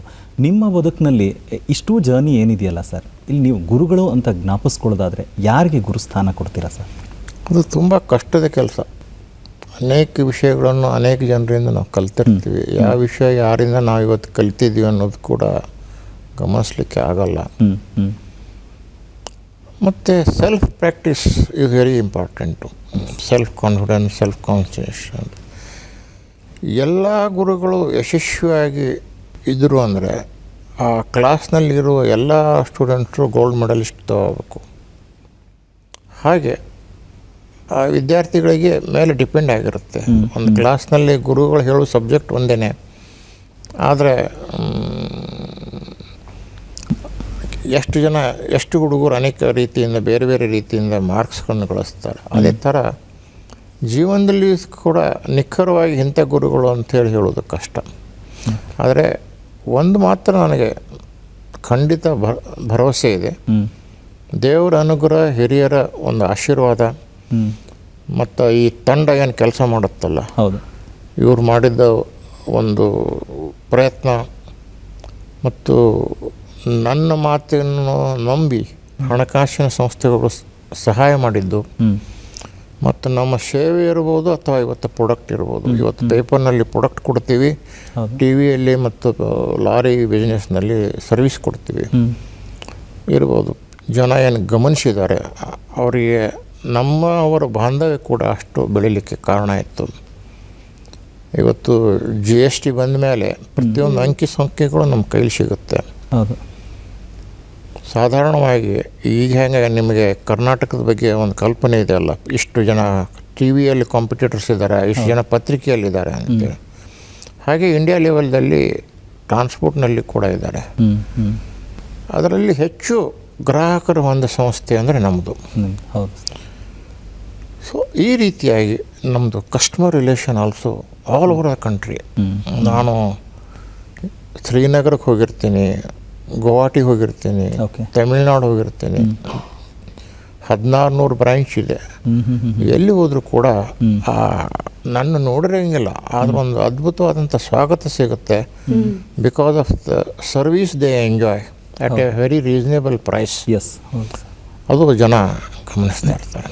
ಹೌದು ಸರ್. ಈಗ ಲಾಜಿಸ್ಟಿಕ್ಕಿನ ಪರಿಕಲ್ಪನೆಯಲ್ಲಿ ನಿಮ್ಮದು ಹೊಸ ಬದಲಾವಣೆಗಳು ಅಂತ ಹೇಳಿದ್ರೆ, ಎಲ್ಲೆಲ್ಲಿ ನಿಲ್ದಾಣಗಳಿದೆ ಆ ನಿಲ್ದಾಣದಲ್ಲಿ ಎಲ್ಲವೂ ಸಿಗೋ ರೀತಿಯ ವ್ಯವಸ್ಥೆ, ಒಂದು ಹೋಟೆಲ್ನ ವ್ಯವಸ್ಥೆ ಇರ್ಬೋದು, ಇನ್ನೊಂದು ನಿಮ್ಮ ಅಂದರೆ ಡಿಸ್ಟ್ರಿಬ್ಯೂಷನ್ ಸೆಂಟರ್ ಇರ್ಬೋದು, ಪ್ರಿಂಟಿಂಗ್ ವ್ಯವಸ್ಥೆಗಳಿರ್ಬೋದು. ಇದರ ಜೊತೆಗೆ ಹುಬ್ಬಳ್ಳಿಯಲ್ಲಿ ಮಾಡಿರೋ ಕ್ರಾಂತಿ ಐ ಥಿಂಕ್ ನನಗೆ ಪರ್ಸ್ನಲಾಗಿ ತುಂಬ ಇಷ್ಟ ಸರ್. ನಿಮ್ಮ ITI ತರಬೇತಿಯ ಕೇಂದ್ರ ಅಂದರೆ ವಿದ್ಯಾರ್ಥಿಗಳು ಎಷ್ಟೋ ಭರವಸೆ ಕನಸುಗಳನ್ನು ಕಟ್ಕೊಂಡಿರ್ತಾರೆ. ಆದರೆ ನಿಮ್ಮಂಥವರ ಸಂಸ್ಥೆ ಮುಖಾಂತರ ಕಲಿತಾಗ ಬಹುಶಃ ನನಗೆ ಇನ್ನೊಂದು ಕಾನ್ಫಿಡೆನ್ಸ್ ಲೆವೆಲ್ ಜಾಸ್ತಿ ಆಗುತ್ತೆ ಅಂತ ಸಂಪೂರ್ಣವಾಗಿ ರೂಪಿಸಿ ಅವ್ರನ್ನ ಹೊರಗಡೆ ಕರ್ಕೊಂಡು ಬರೋ ಜವಾಬ್ದಾರಿ ಸಂಸ್ಥೆ ಮಾಡ್ತಿದೆಯಲ್ಲ ಸರ್, ಅದ್ರ ಬಗ್ಗೆ ಹೇಳಿ ಸರ್. ಇಲ್ಲ, ಅದು ವೈಯಕ್ತಿಕವಾಗಿ ಒಬ್ಬ ವ್ಯಕ್ತಿಗೆ ಒಂದೊಂದು ಸಂಬಂಧ ಬರುತ್ತೆ. ಹೌದು, ಅದು ಒಂದು ಸಂಸ್ಥೆಯಲ್ಲಿ ಕೆಲಸ ಮಾಡೋದು ಅಥವಾ ಒಂದು ಸಂಸ್ಥೆ ಕಟ್ಟೋದು ಎರಡೂ ಸೇಮ್ ಕೆಲಸ ಇದ್ದರೂ ಕೂಡ ಆ ಎದಿಗಾರಿಕೆ ಅನ್ನೋದು ತುಂಬ ಕಷ್ಟದ್ದು. ಹೌದು, ಅದು ಎಷ್ಟು ದುಡ್ಡು ಇಟ್ಟರು ಆ ಎದಿಗಾರಿಕೆ ಅನ್ನೋದು ಬರೋದು ಕಷ್ಟ, ಭಾಳ ಕಷ್ಟ ಆಗುತ್ತೆ. ನಿಜ ನಿಜ ಸರ್. ಸರ್, ಮತ್ತೊಂದು ಅಂದರೆ ನೀವು ಕೆಲಸ ಮಾಡಿರುವಂತಹ ಶುರು ಮಾಡಿರುವಂಥ ಎಲ್ಲ ಕಾರ್ಯಕ್ಷೇತ್ರವನ್ನು ನೋಡೋದಾದರೆ ಮತ್ತೆ ಮತ್ತೆ ನಮಗೆ ಅಚ್ಚರಿ ಆಗೋದಂದ್ರೆ ಸರ್, ಒಂದು ಯೌವನದಲ್ಲಿ ಬಿಸಿ ರಕ್ತ, ಜೋರಾದ ಹುಮ್ಮಸ್ಸಿತ್ತು, ಏನೋ ಒಂದು ಮಾಡಬೇಕು ಅನ್ನೋ ಉದ್ದೇಶ ಇತ್ತು. ಜೊತೆಗೆ ವಯಸ್ಸಾಗ್ತಿದ್ದಂತೆಯೂ ಕೂಡ ತಮ್ಮಲ್ಲಿ ಆ ಹುಮ್ಮಸ್ಸು ಕಡಿಮೆ ಆಗಿಲ್ಲ, ಆತ್ಮಬಲ ಕಡಿಮೆ ಆಗಿಲ್ಲ, ಇನ್ನೂ ಹೆಚ್ಚೆಚ್ಚು ಕ್ಷೇತ್ರಗಳಲ್ಲಿ ಸಾಧನೆ ಮಾಡಬೇಕು ಅನ್ನೋಂಥದ್ದು ಒಂದು. ಆದರೆ ಒಂದು ಸರ್, ಹಣ ಹೂಡಿಕೆ ಮಾಡೋದಕ್ಕೆ ನೀವು ರೆಡಿ ಇದ್ದೀರಿ, ಆದರೆ ನಾಲೆಜ್ ಅನ್ನುವಂಥದ್ದು ಪ್ರತಿಯೊಂದು ಕ್ಷೇತ್ರದ ಬಗ್ಗೆ ಅಷ್ಟು ಆಳಕ್ಕೆ ಇಳಿಬೇಕಾಗುತ್ತೆ ಸರ್. ನೀವು ಈ ಹಂತದಲ್ಲಿ ಅಂದರೆ ನಿಮಗೆ ಸ್ನೇಹಿತರಾಗಲಿ ಅಥವಾ ಯಾರು ನಿಮ್ಮ ಜೊತೆಗೆ ಹೆಚ್ಚಾಗಿ ಬೆಂಬಲಕ್ಕೆ ನಿಂತವರು ಅಂತ ಹೇಳ್ತೀರಿ ಸರ್? ನನ್ನ ಜೊತೆಗೆ ನಮ್ಮ ಹೆಂಡತಿ, ಸಂಸಾರ, ನಮ್ಮ ಮಕ್ಕಳು ಎಲ್ಲರೂ ಬೆಂಬಲಕ್ಕೆ ನಿಂತಿದ್ದಾರೆ. ಗ್ರಾಹಕರು ಇರ್ಬೋದು, ಫೈನಾನ್ಸ್ ಸಂಸ್ಥೆಗಳಿರ್ಬೋದು, ಎಲ್ಲರೂ ನಮ್ಮ ಬೆಂಬಲಕ್ಕೆ ಚೆನ್ನಾಗಿ ನಿಂತಿದ್ದಾರೆ. ಅದರಲ್ಲಿ ಎರಡನೇ ಮಾತಿಲ್ಲ. ಇನ್ನು ಎಲೆಕ್ಟ್ರಾನಿಕ್ ಮಾಧ್ಯಮದ ಕಡೆ ಬರೋದಾದರೆ ಇವತ್ತೆಷ್ಟು ಸ್ಪರ್ಧಾತ್ಮಕವಾಗಿದೆ. ಇಲ್ಲಿ ಒಂದು ಗ್ಲಾಮರ್ ವರ್ಲ್ಡ್ ಅಂತಾರೆ, ಅದು ನ್ಯೂಸೇ ಇರ್ಬೋದು, ಬೇರೆ ಯಾವುದೇ ಇರ್ಬೋದು. ಒಂದು ಸ್ಕ್ರೀನ್ ಮೇಲೆ ಕೆಲವನ್ನ ತೋರಿಸ್ಬೇಕು ಅಂತ ಹೇಳಿದಾಗ ಅದಕ್ಕೆ ಅದರದೇ ಆದಂಥ ಒಂದು ಗ್ರಾಮರ್ ಇದೆ. ಸೊ ಆ ಚೌಕಟ್ಟಿನಲ್ಲಿ ಕೆಲಸ ಮಾಡಬೇಕು ಅಂದರೆ ವಿಶೇಷವಾದ ನಿಷ್ಣಾತತೆ, ಪರಿಣತೆ ಎಲ್ಲ ಇರಬೇಕು ಅಂತ. ಬಟ್ ಆ ಕಡೆಗೆ ಮುಖ ಮಾಡೋಕ್ಕೆ ನಿಮಗೆ ಒಲವು ಬಂದಿದ್ದು ಹೇಗೆ ಸರ್? ಪತ್ರಿಕೆಗೆ ಅದು ಒಂದು ಪೂರಕವಾಗಿ ಅದು ಒಂದು ಜನಕ್ಕೆ ಮುಟ್ಟುತ್ತೆ ಅನ್ನೋ ದೃಷ್ಟಿಯಿಂದ ಮಾಡಿದ್ದಿದೆ. ಟೀಮ್ ಕೂಡ ಚೆನ್ನಾಗಿ ಕೆಲಸ ಮಾಡ್ತಿದೆ. ನಮ್ಮದೇ ಆದಂಥ ಒಂದು ಇತಿಮಿತಿ ಲಕ್ಷ್ಮಣ ರೇಖೆಗಳನ್ನು ನಾವು ಹಾಕಿರ್ತೀವಿ. ನಾವು ಮಾಡಿದಾಗ ಕೂಡ ಲಕ್ಷ್ಮಣ ರೇಖೆ ನಮ್ಮಷ್ಟಕ್ಕೆ ನಾವು ಹಾಕ್ಕೊತೀವಿ. ಮತ್ತು ಅವರಿಗೂ ಕೂಡ ಕೆಲವು ಲಕ್ಷ್ಮಣ ರೇಖೆಗಳನ್ನು ಇರ್ತವೆ. ನಿಮ್ಮ TRP ಹುಚ್ಚಿನ ಹಿಂದೆ ಬೆನ್ನು ಹತ್ತಿ ಕುಲೆಗಳು ಕೆಲಸ ಮಾಡಬೇಡಿ, ವ್ಯಕ್ತಿಯ ಒಂದು ಇದನ್ನು ತೇಜೋವಧಿ ಮಾಡಬೇಡಿ, ಬಯಾಸ್ಡ್ ಒಪಿನಿಯನ್ನು ಇದೆಲ್ಲ ಕೊಡಕ್ಕೆ ಹೋಗಬೇಡಿ, ಗೊತ್ತಿಲ್ಲದೆ ಇದ್ದರೆ ಗೊತ್ತಿಲ್ಲ ಅಂತ. ನಮ್ಮಲ್ಲಿ ಯಾವಾಗಲೂ ಸ್ಟ್ರಿಕ್ಟ್ ಇನ್ಸ್ಟ್ರಕ್ಷನ್ ಇದೆ. Without confirming don't go hide, just don't run after TRP or something showing nonsense. ದುರ್ದೈವದಿಂದ ಸಮಾಜದಲ್ಲಿ ಕೂಡ ಅನೇಕ ಕೆಟ್ಟ ಘಟನೆಗಳು ಆಗ್ತವೆ. ನಾವು TV ಮಾಧ್ಯಮ, ಪತ್ರಿಕಾ ಮಾಧ್ಯಮದಲ್ಲಿ ಅದನ್ನು ಬಿಂಬಿಸಲೇಬೇಕಾಗತ್ತೆ. ಅದನ್ನು ನಾವು ಒಂದು ಸ್ವಲ್ಪ ಅದರ ತೀವ್ರತೆಯನ್ನು ಕಡಿಮೆ ಮಾಡಿ ತಕ್ಕ ಮಟ್ಟಿಗೆ ಇದು ಈ ಪೇಪರ್ನಲ್ಲಿ ಬಂದಿದೆ, ಈ TVಯಲ್ಲಿ ಬಂದಿದೆ ಹೇಳುವಷ್ಟಕ್ಕೆ ನಾವು. ಆದರೆ ದುರ್ದೈವದಿಂದ ಈ ಕ್ರೈಮ್ ಅನ್ನೋದೇನಿದೆಯಲ್ಲ, ಕೆಲವು ಪತ್ರಿಕೆ, ಕೆಲವು TVಗಳು ತುಂಬ ಬಿಂಬಿಸ್ತಾರೆ. ಅದು ಸಮಾಜದ ಮೇಲೆ ಭಾಳ ಕೆಟ್ಟ ಪರಿಣಾಮ ಮಾಡುತ್ತೆ. ಅಂದರೆ ಸರ್, ನೀವು ಹೇಳೋದು ನೋಡಿದ್ರೆ ಶ್ವೇತಾ, ಹೆಚ್ಚು ಕಡಿಮೆ ನಮ್ಮ ಚಂದನ ಥರ ಅಂತ ಅಂಥವೆಲ್ಲ ಬ್ರೇಕ್ಗಳನ್ನು ನಮ್ಮ ಎಡಿಟೋರಿಯಲ್ಲಿ ನಾವು ಹಾಕಿದ್ದೀರಿ ಅಲ್ಲ ಸರ್? ಎಸ್, ಹಾಗಿದ್ರೆ ಸರ್ ನಮ್ಮ ಚಂದನ ಥರನೇ. ಯಾಕೆಂದರೆ ಚಂದನದಲ್ಲಿ ಯಾವ ಅತಿಯಾದ ವೈಭವೀಕರಣ ಮಾಡಲ್ಲ, ಇರೋದನ್ನ ಇರೋ ಹಾಗೆ ಮಾತ್ರ ಹೇಳ್ತೀವಿ. ಸೊ ಅಂದರೆ ಒಂದು ತಟಸ್ಥ ಮನಸ್ಥಿತಿಯಲ್ಲಿ ಎಲ್ಲರೂ ಕೂತು ನೋಡೋ ಥರ ಅಂತ. ಸೊ ನಿಮ್ಮ ಮಾಧ್ಯಮವನ್ನು ಅದೇ ರೀತಿಯಾಗಿ ನಿಮ್ಮ ಒಂದು ಲಕ್ಷ್ಮಣ ರೇಖೆಯಲ್ಲಿ ಮಾಡಿದ್ದೀರಾ ಅಂತ ಹೇಳ್ತೀರಾ. ಖುಷಿ ಆಗುತ್ತೆ ಸರ್. ಅಂದರೆ ನಿಮ್ಮ ಈ ಇಡೀ ಬದುಕಿನುದ್ದಕ್ಕೂ ನೋಡುವಂಥ ಸಕ್ಸಸ್ಸಿನ ಜೊತೆಗೆ ಕುಟುಂಬ ಯಾವಾಗಲೂ ಚೆನ್ನಾಗಿದ್ದರೆ ಅಥವಾ ಕುಟುಂಬದ ಸಪೋರ್ಟ್ ಇದ್ದರೆ ಮಾತ್ರ ಒಬ್ಬ ವ್ಯಕ್ತಿ ಯಶಸ್ವಿ ಆಗೋದಕ್ಕೆ ಸಾಧ್ಯ ಅಂತ ಹೇಳ್ತಾರೆ. ಸೊ ನೀವು ಆವಾಗಲೇ ಅಲ್ಲೊಂದು ಇಲ್ಲೊಂದು ನಿಮ್ಮ ಹೆಂಡತಿಯ ಬಗ್ಗೆ ಇರ್ಬೋದು, ಮಗನ ಬಗ್ಗೆ ಹೇಳಿದ್ರಿ.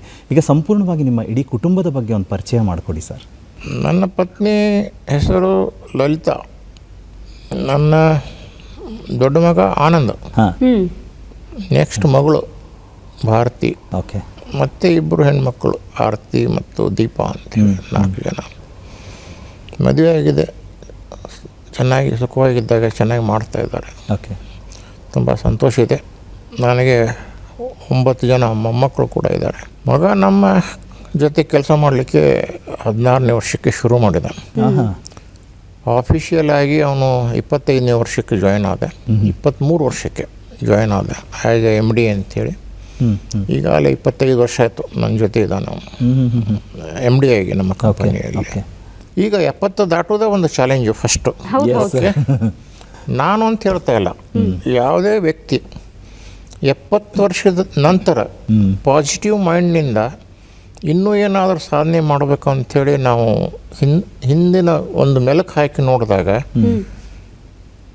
70 ವರ್ಷದ ನಂತರ 10 ವರ್ಷದಲ್ಲಿ ಅಂದರೆ 80 ವರ್ಷದವರೆಗೆ ಆ ವ್ಯಕ್ತಿ ಮೊದಲಿನಕ್ಕಿಂತಲೂ ಹೆಚ್ಚು ಸ್ಪೀಡಾಗಿ, ಪ್ರಜ್ಞಾಪೂರ್ವಕವಾಗಿ ಡಿಸಿಷನ್ಸ್ ಕೂಡ ತುಂಬ ಫಾಸ್ಟ್ ಆಯಿತು ಅಂತಾರೆ. ನಾನು 70 ವರ್ಷದ ನಂತರ ಡಿಸಿಷನ್ ತೊಗೊಂಡೆ. 70 ವರ್ಷದಲ್ಲಿ ನಾನು ಇಷ್ಟೇ ಮಾಡಿದ್ದು, ನನಗೆ ತೃಪ್ತಿ ಅಂತೂ ಇದೆ, ಇನ್ನೂ ಭಾಳ ಮಾಡಬಹುದಾಗಿತ್ತಲ್ಲ ಅಂತ. ಅದಕ್ಕೆ ನಾನು ಒಂದು ನಿರ್ಧಾರ ತೊಗೊಂಡಿದ್ದೀನಿ. ನೆಕ್ಸ್ಟ್ 10 ಇಯರ್ಸ್, 70 ವರ್ಷದಿಂದ 10 ವರ್ಷ, ಈ 70 ವರ್ಷದಲ್ಲಿ ಏನು ಮಾಡಿದ್ವಿ ಅದರ 2 ಪಟ್ಟು ಮಾಡೋದು. ಆ ಒಂದು ಗೋಲ್ ಇಟ್ಟುಕೊಂಡು ಇವತ್ತು 1600 ಲಾರಿಗಳನ್ನು ಆರ್ಡರ್ ಕೊಟ್ಟಿದ್ದು. ಸೊ ನನಗೊಬ್ಬನಿಗೆ ಅಲ್ಲ, ಯಾರೇ ವ್ಯಕ್ತಿ 70 ವರ್ಷ ಆಗಿ ಮಾನಸಿಕವಾಗಿ, ದೈಹಿಕವಾಗಿ ಸರಿಯಾಗಿ ರೀತಿಯಲ್ಲಿದ್ದರೆ ನನಗಿಂತ ಚೆನ್ನಾಗಿದ್ದವ್ರು ಕೂಡ ನಮ್ದು ಆಯ್ತಪ್ಪ ಅಂತೇಳಿ 64-65 ವರ್ಷಕ್ಕೆ ಹೋಗಿ ಮನೆ ಸರ್ ಸೇರ್ಕೊಂಡು ಅದಕ್ಕೆ ಆ ಪ್ರಶ್ನೆ ಕೇಳಿದೆ ಸರ್, ಯಾಕಂದ್ರೆ ಬಹಳ ಅಪರೂಪ ಸರ್. ಅಂದ್ರೆ ಈ ರೀತಿ ಅಂದ್ರೆ ದೈಹಿಕ ಒಂದು ಆರೋಗ್ಯವನ್ನ ಅಷ್ಟೇ ಮೇಂಟೈನ್ ಮಾಡಬೇಕು, ಶಕ್ತಿ ಜೊತೆಗೆ ಮಾನಸಿಕ ಹುಮ್ಮಸ್ಸು ಅದೆಲ್ಲವೂ ಕೂಡ ಹೇಗೆ ಸಾಧಿಸ್ಕೊಂಡಿದ್ದೀರಿ ಅನ್ನುವಂಥದ್ದು. ಅಲ್ಲ, ಈ 70 ವರ್ಷ ದಾಟಿದ ನಂತರ ಅದು ಕೆಲವರಿಗೆ ಮಾತ್ರ ಸಾಧ್ಯ ಇದೆ, ಕೆಲವರಿಗೆ ಮಾತ್ರ ಸಾಧ್ಯ. ಇವತ್ತು ದೊಡ್ಡವ್ರ ಬಗ್ಗೆ ಮಾತಾಡೋದು ನನಗೆ, ನಾನು ಭಾಳ ಚಿಕ್ಕವನಾಗ್ತೀನಿ. ಆದರೂ ಕೂಡ ಉದಾಹರಣೆ ಹೇಳಬೇಕು. ಮೋದಿಯವ್ರು ಇರ್ಬೋದು, ಯಡಿಯೂರಪ್ಪನವ್ರು ಇರ್ಬೋದು, ದೇವೇಗೌಡರು ಇರ್ಬೋದು. ಇನ್ನಾದರೂ ಇವರೆಲ್ಲ ನೋಡಿದ್ರೆ ಟೇಬಲ್ ಗುಡ್ಡಿ ಈ ಚಾಲೆಂಜ್ ತೊಗೊತೀನಿ, ಆ ಚಾಲೆಂಜ್ ತೊಗೊತೀನಿ ಅಂತ ಹೇಳ್ತಾರೆ. ಹೌದು ಸರ್. ಸೊ ಅದೊಂದು ಜನ ಬೆಳೆಸ್ಕೋಬೇಕು. ನಿಜ ಸರ್, ನೋ ರಿಟೈರ್ಮೆಂಟ್. ಈ ವಯೋಮಾನದಲ್ಲಿ ಮತ್ತೊಂದು ಹೊಸ ನಿರ್ಧಾರ, ದೊಡ್ಡ ಮಟ್ಟದ ನಿರ್ಧಾರ ತೊಗೊಂಡಿದ್ದೀರಲ್ಲ ಸರ್. ಇದರ ಹಿಂದೆ ಅಂದರೆ ನಿಮ್ಮ ಆರೋಗ್ಯ ಅತಿ ಮುಖ್ಯ. ನಿಮ್ಮ ಆರೋಗ್ಯದ ಗುಟ್ಟೇನು ಸರ್? ನಾನು ತುಂಬ ಕಡಿಮೆ ತಿನ್ನೋದು, ಹಾಂ, ಕ್ವಾಂಟಿಟಿ ಕಮ್ಮಿ. ಓಕೆ. ಮತ್ತು 80% ಬೇಯಿಸದೇ ಇರುವಂಥ ಆಹಾರ, ಅನ್ಕುಕ್ಡ್ ಫುಡ್ಡು. ಒಂದು 20% ಕುಕ್ಡ್ ಫುಡ್ಡು ಅಷ್ಟೇ. ಸಾಮಾನ್ಯವಾಗಿ 6 ಗಂಟೆ ನಂತರ ನಾವು ಊಟ ಮಾಡಲ್ಲ, ಏನೂ ತಿನ್ನಲ್ಲ. ಓಕೆ. ನಾನು ತಿನ್ನೋದು 80% ಫ್ರೂಟ್ಸು, ಡ್ರೈ ಫ್ರೂಟ್ಸು ಇಂಥದ್ದು ತಿಂತೀನಿ. Okay okay. ಅದರಿಂದ ಆರೋಗ್ಯ ಚೆನ್ನಾಗಿರುತ್ತೆ. Okay sir. ಸರ್, ಇನ್ನು ಸಾರಿಗೆ ವ್ಯವಸ್ಥೆ ಅಂತ ಬಂದಾಗ ಸರ್, ನಾನು ಆಗಲೇ ಕೇಳ್ತಾ ಇದ್ದೆ, ಈಗ ಸಾಮಾನ್ಯ ಜನರಾದ ನಾವು ಒಂದು 2 ವೀಲರ್ ಅಥವಾ 4 ವೀಲರ್ ಇಟ್ಕೊಂಡಿರ್ತೀವಿ. ಇಂಧನ ಬೆಲೆ, ಪೆಟ್ರೋಲ್ ಡೀಸೆಲ್ ಬೆಲೆ ಏರಿಕೆ ಆದಾಗ ಎಷ್ಟು ಪರಿಣಾಮ ಬೀರುತ್ತೆ ಅನ್ನೋದು, ಎಷ್ಟು ಟೆನ್ಷನ್ ಆಗುತ್ತೆ ಅನ್ನೋಂಥದ್ದು.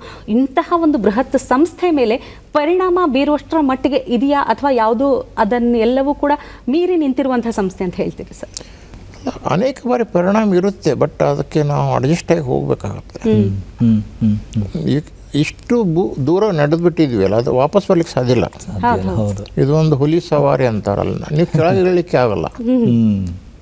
ಕೆಳಗೆ ಇಳಿದ್ರೆ ತಿಂದ್ಬಿಡುತ್ತೆ ಅಷ್ಟೇ.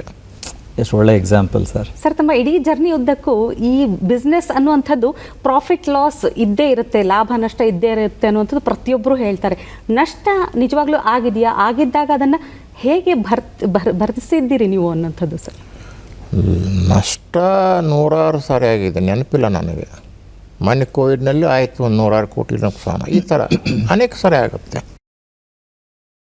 ದಟ್ ಫಿನಾನ್ಷಿಯಲ್ ಡಿಸಿಪ್ಲಿನ್ ಇದ್ದಾಗ ನಷ್ಟದ ತೀವ್ರತೆ ನಿಮ್ಗೆ ಗೊತ್ತಾಗಲ್ಲ. ಹೌದು ಹೌದು, ಈ ಥರ. Correct sir. ಈಗ ಕೋವಿಡ್ ಅಂತ ವಿಚಾರ ಬಂದಾಗ ಸರ್, ಇಲ್ಲಿ ಚಾಲೆಂಜಸ್ ತುಂಬ ಬಂತು. ಅಂದರೆ ಅಷ್ಟು ಸಾವಿರಾರು ಜನ ನೌಕರರು. ಮತ್ತು ಆ್ಯಕ್ಚುಲಿ ಈ ಕೋವಿಡ್ನಂಥ ಸಂಕಷ್ಟಗಳು ಬರ್ತಾ ಇದ್ದರೆ ಒಳ್ಳೆಯದು. ಅಂದರೆ ನಾವೆಲ್ಲ ಮಾನಸಿಕವಾಗಿ ರೆಡಿ ಆಗ್ತೀವಿ, ಸದೃಢವಾಗಿ. ಇಲ್ಲಿಕಂದ್ರೆ ನಾವು ಅಲ್ಲಿಗೆ ಕತೆ ಮುಗೋದೈತೆ ನಮ್ಮದು. ಯಾವುದು ಚಾಲೆಂಜ್ ತೊಗೊಳಕ್ಕಾಗಲ್ಲ. Okay okay. ಹಾರ್ಡ್ ವರ್ಕಿಂಗ್ ಮತ್ತು ಆರ್ಥಿಕ ರೀತಿಯಲ್ಲಿ ನಿಮ್ಮಲ್ಲಿ ಡಿಸಿಪ್ಲಿನ್ ಇತ್ತು ಅಂದರೆ ಎಂಥ ಸಂಕಷ್ಟದಿಂದ ನೀವು ಹೊರಗೆ ಬರ್ತೀರಿ. Okay sir. ಅದೇ ಆ ಸಂದರ್ಭದಲ್ಲಿ, ಕೋವಿಡ್ ಸಂದರ್ಭದಲ್ಲಿ ಅಂದರೆ ಸಾವಿರಾರು ಜನ ನೌಕರರಿದ್ದಾರೆ. ಅಂದರೆ ಎಲ್ಲರನ್ನೂ ಹೇಗೆ ನೀವು ನಿಭಾಯಿಸೋಕ್ಕೆ ಸಾಧ್ಯ ಆಯಿತು ಸರ್? ನಾವು ಸ್ಯಾಲರಿ ಮಾತ್ರ ಕೊಟ್ಟಿದ್ದೀವಿ. ಓಕೆ. ಮನೆಯಲ್ಲಿ ಇದ್ದಾಗ ಕೂಡ ಕೊಟ್ಟಿದ್ದೀವಿ ಸ್ಯಾಲರಿ. ಓಕೆ. ನಮ್ಮದು ಒಂದು ಫೈನಾನ್ಷಿಯಲ್ ಡಿಸಿಪ್ಲಿನ್ ಇರೋದ್ರಿಂದ ದುಡ್ಡು ಅರೇಂಜ್ ಮಾಡಿಕೊಡ್ಲಿಕ್ಕೆ ಕಷ್ಟಕರವಾಗಲಿಲ್ಲ. Okay okay. ಮತ್ತೊಂದು ಸರ್, ಈಗ ನೀವು ಕಷ್ಟದ ಪರಿಸ್ಥಿತಿಯಲ್ಲಿ ಬೆಳ್ಕೊಂಡು ಬಂದು ಇವತ್ತು ನೀವು ಕೋಟ್ಯಾಧೀಶ್ವರ ಆಗಿರೋದು. ತುಂಬ ಜನರು ಯೋಚನೆ ಮಾಡೋದು ಏನಂತ ಹೇಳಿದ್ರೆ, ಓಕೆ ಇವರಿಗೆ ಸಾಲ ಅನ್ನೋದೇ ಇಲ್ಲಪ್ಪ, ಸಿಕ್ಕಾಪಟ್ಟೆ ಚೆನ್ನಾಗಿದ್ದಾರೆ ಇವರು, ಸಿಕ್ಕಾಪಟ್ಟೆ ಆದಾಯ ಬರುತ್ತೆ ಅಂತ. ಇದು ಸತ್ಯನಾ ಸರ್? ಅದು ದೊಡ್ಡ ಸುಳ್ಳು. ಮನುಷ್ಯನಿಗೆ ಆರೋಗ್ಯಕ್ಕೆ ಸಾಲ ಭಾಳ ಅತಿ ಮುಖ್ಯ. ಓಕೆ, ನಮ್ದು ಈಗಾದರೂ ಇದೆ ಸಾಲ, ಒಂದು 300-400 ಕೋಟಿ ಇರುತ್ತೆ. ಓಕೆ, ಬಟ್ ಅದನ್ನು ಅಗೇನ್ ಮತ್ತೆ ಬ್ರೈನು ಮತ್ತು ಹಾರ್ಟಿಗೆ ತಗೊಳ್ಳೋಲ್ಲ. ಇಲ್ಲ ಅಲ್ಲ ಸರ್? ಇಲ್ಲ, ನಿಜ ಸರ್, ನಿಜ. ಇಂಥ ಕಾನ್ಫಿಡೆನ್ಸು ಎಲ್ಲರಲ್ಲೂ ಜಾಸ್ತಿ ಆಗಬೇಕು. ಬಹುಶಃ ಅದಕ್ಕೆ ಅನ್ಸುತ್ತೆ ನಿಮ್ಮ ಬಯೋಪಿಕ್ ಒಂದು ನಿರ್ಮಾಣ ಆಗ್ತಾ ಇರೋವಂಥದ್ದು. ನಿಮ್ಮ ಬಯೋಪಿಕ್ ನಿಜ ಇವತ್ತು ಎಷ್ಟೊಂದು ಜನರ ಬದುಕನ್ನು ಬದಲಾಯಿಸೋದಕ್ಕೆ ಆ ಸಿನಿಮಾ ಬಂದಾಗ ಗೊತ್ತಾಗುತ್ತೆ. ಬಟ್ ಬರೀ 2 ಗಂಟೆ 2.5 ಗಂಟೆ ಸಿನಿಮಾದಲ್ಲಿ ನಿಮ್ಮ ಬಯೋಪಿಕ್ ತೋರ್ಸೋಕ್ಕೂ ಕಷ್ಟ. ಹಾಗಾಗಿ ವೆಬ್ ಸೀರೀಸ್ ಕೂಡ ಪ್ಲ್ಯಾನ್ ಮಾಡಿರುವಂಥದ್ದು. ಈ ವಿಚಾರ ಯಾಕೆ ಬಂತು, ಯಾಕೆ ಮಾಡಬೇಕು, ಈ ಒಂದು ಚಿತ್ರರಂಗದ ಕಡೆಗೆ ಯಾಕೆ ಬರಬೇಕು ಅಂತ ಅನ್ನಿಸ್ತು ಸರ್? ಚಿತ್ರರಂಗ ನನಗೆ ಭಾಳ ಹಾಬಿ ಮೊದಲಿಂದನೂ. ಓಕೆ. ಅವಾಗ old timer Hindi actors, Kannada actors ಇರ್ಬೋದು, ಆ್ಯಕ್ಟ್ರೆಸಸ್ ಇರ್ಬೋದು, ಗಾಯನಗಳಿರ್ಬೋದು, ತುಂಬ ಇಷ್ಟ. Okay okay. ಮತ್ತು ಚಿತ್ರ ಮಾಡಬೇಕು ಅಂತೇನು ಮನಸ್ಸಿಗೆ ಬಂದಿಲ್ಲ. ನನ್ನ ಪದ್ಮಶ್ರೀ ಅನೌನ್ಸ್ ಆದಮೇಲೆ ರಿಷಿಕಾ ಅನ್ನೊಬ್ಬ ತರುಣಿಗೆ ಬಂದು, ನಿಮ್ಮದೊಂದು ಬಯೋಪಿಕ್ ಮಾಡಬೇಕಂತ ನಾನು ಈಗಾಗಲೇ 1-2 ಪಿಕ್ಚರ್ ಮಾಡಿದ್ದೀನಿ ಅಂತೇಳಿ ಹೇಳಿದರು. ಯಾಕಮ್ಮ ಇಂಥವೆಲ್ಲ ತಲೆ ಕೆಡಿಸ್ಕೊಂತೀಯ ನೀನು, ದುಡ್ಡು ಕಳ್ಕೊಂತೀಯ. ಇಲ್ಲ, ಲೋ ಬಜೆಟ್ನಲ್ಲಿ ಮಾಡ್ತೀನಿ, ಯಾರಾದರೂ ಫೈನಾನ್ಸರ್ ತೊಗೊಂಡು ಬಂದೆ. ಹಾಗಾದರೆ ಬೇಡ ಅಂಥೇಳಿ ನಮ್ಮ ಮಗನಿಗೆ ಫೋನ್ ಮಾಡಿದೆ. ಇವರು ಬಂದಿದ್ದಾರೆ ಮತ್ತು ಲೋ ಬಜೆಟ್ ಒಂದೊಂದು ಬಯೋಪಿಕ್ ಮಾಡಲಿಕ್ಕೆ, ಅದೆಲ್ಲ ಸರಿಯಾಗಲ್ಲ, ನೀನೇ ಪ್ರೊಡ್ಯೂಸರಾಗಿ ಮಾಡ್ತಿದ್ರೆ ಮಾಡು ಅಂದೆ. ಆಯಿತು ಮಾಡ್ತೀನಿ ಅಂದ. ಓಕೆ, ಒಂದೇ ಮಾಡಬೇಡ, ಇದು ಒಂದು ನಂತರ ಇದನ್ನು ನಮ್ಮ ಮಾಧ್ಯಮ ಒಂದು ವಿಭಾಗದಿಂದ ಸತತವಾಗಿ ಮುಂದುವರ್ಸ್ಕೊಂಡು ಹೋಗಬೇಕು ಅಂಥೇಳಿ. ನಾವು ಅತಿ ಹೊಸಬರು ಈ ಫೀಲ್ಡ್ಗೆ. ಇನ್ನು ಕೆಲವು ದಿನಗಳಲ್ಲಿ ಒಳ್ಳೆಯ ಕಥೆಗಳು ಸಿಕ್ಕಾಗ, ಒಳ್ಳೆಯ ಟೀಮ್ಗಳು ಸಿಕ್ಕಾಗ, ಯಾವುದೇ ಭಾಷೆ ಇರಲಿ, ಕನ್ನಡ ಭಾಷೆಗೆ ಮೊದಲು ಆದ್ಯತೆ. ಬೇರೆ ಭಾಷೆ ಇದ್ದರೂ ಕೂಡ ನಾವು ಮಾಡಲಿಕ್ಕೆ ಮೆಂಟಲಿ ನಾವು ಮಾನಸಿಕವಾಗಿ ರೆಡಿಯಾಗಿದ್ದೀವಿ. ನಮ್ಮ ಮಗನೂ ರೆಡಿಯಾಗಿದ್ದಾನೆ, ಅವನು ಕೂಡ ಅಷ್ಟೇ ಚಾಲೆಂಜಿಂಗ್ ಅದಾನೆ. ಓಕೆ, ನಾವು ಫಿಲ್ಮು ಇಷ್ಟು ಟಾರ್ಗೆಟ್ ಇಟ್ಟು ಸಂಪಾದನೆ ಮಾಡಬೇಕಂತ ಮಾಡ್ತಾಯಿಲ್ಲ. ಓಕೆ, ಅದು ಒಂದು ಯುವ ಪೀಳಿಗೆಗೆ ಮಾರ್ಗದರ್ಶನ ಆಗಬೇಕು. ನಮ್ಮ ಪತ್ರಿಕೆ ಮುಂದಿನ ಬರುವ ಪೀಳಿಗೆಗೆ ರಾಷ್ಟ್ರದ ಹಿತಾಸಕ್ತಿಯನ್ನು ಹೆಚ್ಚು ಬೆಂಬಲಿಸಬೇಕು. ನಮ್ಮ ಟಿ ವಿಯನ್ನು ಒಂದು ದೊಡ್ಡ ಆಯುಧ ನನ್ನ ಕೈಯಲ್ಲಿದೆ, ಒಂದು ಪತ್ರಿಕೆ, ಒಂದು ಟಿ ವಿ. ಅದನ್ನು ಉತ್ತಮವಾಗಿ ಸದೃಢ ದೇಶ ಕಟ್ಟಲಿಕ್ಕೆ, ಎಲ್ಲರಲ್ಲೂ ಒಂದು ಉತ್ತಮ ಬಾಂಧವ್ಯತೆ ಬೆಳೆಸಲಿಕ್ಕೆ, ವಿಶೇಷವಾಗಿ ನಮ್ಮದೇನಾಯಿತು ಲೈಫು ನಾನು ಭಾಳ ತಲೆ ಕೆಡಿಸ್ಕೊಳ್ಳೋದಿಲ್ಲ. ಮುಂದಿನ ಪೀಳಿಗೆಗೆ ಆ ಒಂದು ಸರ್ಕಲ್ನಲ್ಲಿ ಅವ್ರಿಗೆ ಒಳ್ಳೆಯದಾಗಬೇಕು ಅನ್ನೋ ದೃಷ್ಟಿಯಿಂದ ಈ ಪಿಕ್ಚರ್ನಲ್ಲಿ ಕೂಡ ನಾನು ಕೆಲವೊಂದು ಲಕ್ಷ್ಮಣ ರೇಖೆಗಳನ್ನು ಹಾಕಿದ್ದೀನಿ. ಓಕೆ, ಅಲ್ಲಿ ಕೂಡ ಮುಂದಿನ ಪೀಳಿಗೆಗೆ ಆದರ್ಶ ಆಗಲಿಕ್ಕೆ ಏನು ಬೇಕು ಅದನ್ನು ನೀವು ಯೋಚನೆ ಮಾಡಿ. ಇದೇನು ಬಯೋಪಿಕ್ಕು ಮಾಡ್ತಾರೆ ಮುಗೀತು. ಇದರಲ್ಲಿ ಒಂದು ನಮ್ಮ ಬಯೋಪಿಕ್ನಲ್ಲಿ ವಿಶೇಷತೆ ಅಂದರೆ, ನಮ್ಮ ದೇಶದಲ್ಲಿ ಅನೇಕ ಬಯೋಪಿಕ್ಗಳು ಬಂದಿದ್ದಾವೆ. ಕನ್ನಡದ ಮೊದಲನೇ ಬಯೋಪಿಕ್ ಇದು ಕನ್ನಡದ ಮೊದಲನೇ ಬಯೋಪಿಕ್. ಬಟ್ ರಿಷಿಕಾ ಅನ್ನೋ ತರುಣಿ ತುಂಬ ಕಷ್ಟಪಟ್ಟು ಕೆಲಸ ಮಾಡ್ತಾ ಇದ್ದಾಳೆ. ತೆರೆ ಮೇಲೆ ಯಾವಾಗ ನೋಡಬಹುದು ಅನ್ನೋಂಥದ್ದು ಒಂದು ನನ್ನ ಅಂದಾಜಿಗೆ ನಾ ಕೇಳಲಿಲ್ಲ ಅವ್ರಿಗೆ. ಒಂದು ಮತ್ತೆ ಅವ್ರು ಟೆನ್ಷನ್ ಮಾಡ್ಕೊತಾರೆ. 2-3 ತಿಂಗಳು ಆಗ್ಬೋದು, 2-3 ತಿಂಗಳು. ಆಲ್ಮೋಸ್ಟ್ ಶೂಟಿಂಗ್ ಎಲ್ಲ ಮುಗಿದಿದೆ.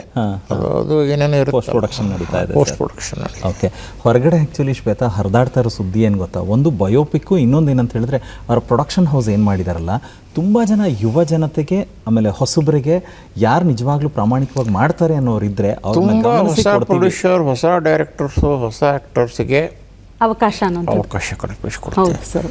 ಪತ್ರಿಕೆಯಲ್ಲಿ ಅದನ್ನೇ ಮಾಡಿದ್ದೀವಿ ನಾವು. ಹೌದು ಸರ್, ಟಿ ವಿಯಲ್ಲಿ ಮಾಡಿದ್ದೀವಿ, ಇದರಲ್ಲಿ ಮಾಡ್ತೀವಿ, ಈವನ್ ನಮ್ಮ ಲಾಜಿಸ್ಟಿಕ್ನಲ್ಲಿ ಮಾಡಿದ್ದೀವಿ. Great sir, great. ಯಾಕಂದ್ರೆ ತಾವು ಎಲ್ಲವೂ ಕೂಡ ಹೊಸಬರಾಗಿ ಎಂಟ್ರಿ ಕೊಟ್ಟಿದ್ದು ಅನ್ನೋಂಥದ್ದು ಬಹುಶಃ ಅದು ಇರಬೇಕು ಸರ್. ಜೊತೆಗೆ ನೀವು ಹೇಳಿದ್ರಿ ಕೈಯಲ್ಲಿ ಪತ್ರಿಕೆ, ಟಿವಿ ಅನ್ನುವಂಥ 2 ಆಯುಧಗಳು, ದೊಡ್ಡ ಆಯುಧ. ಖಂಡಿತವಾಗ್ಲೂ ಸರ್. ಅಂದ್ರೆ ಈ ಆಯುಧದ ಮೂಲಕ ಸಮಾಜದಲ್ಲಿರುವಂಥ ಯಾವುದೇ ಒಂದು ನಿಖರವಾದ ಇಂಥದೇ ಒಂದು ಬದಲಾವಣೆ ಅಥವಾ ತಿದ್ದುಪಡಿ ಆಗಿರುವಂಥದ್ದು, ಜನರಲ್ಲಿ ಜಾಗೃತಿ ಮೂಡಿಸಿರುವಂಥದ್ದು, ಎಂದಿಗೂ ಕೂಡ ಮರೆಯಲಾಗದ, ಅಂದರೆ ನಿಮಗೆ ತುಂಬ ಆತ್ಮತೃಪ್ತಿ ಅಂತ ತಂದು ಕೊಟ್ಟಿದ್ದು ಯಾವುದಾದ್ರೂ ಇದ್ರೆ ನೆನೆಸ್ಕೋಬಹುದು ಸರ್?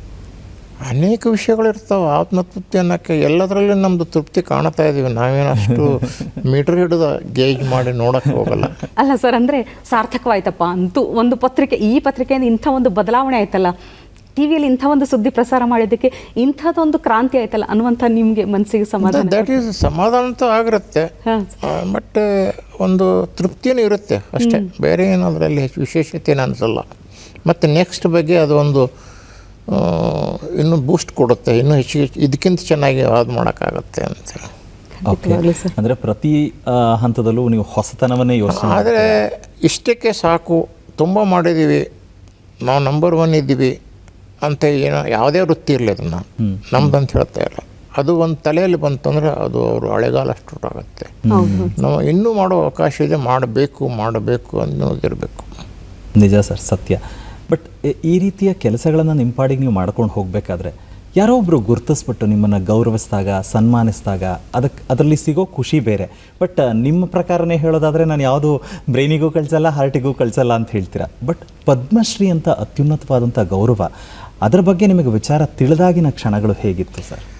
ನನಗೆ ತುಂಬ ಸಂತೋಷ ಆಯಿತು, ತೃಪ್ತಿನೂ ಆಯಿತು.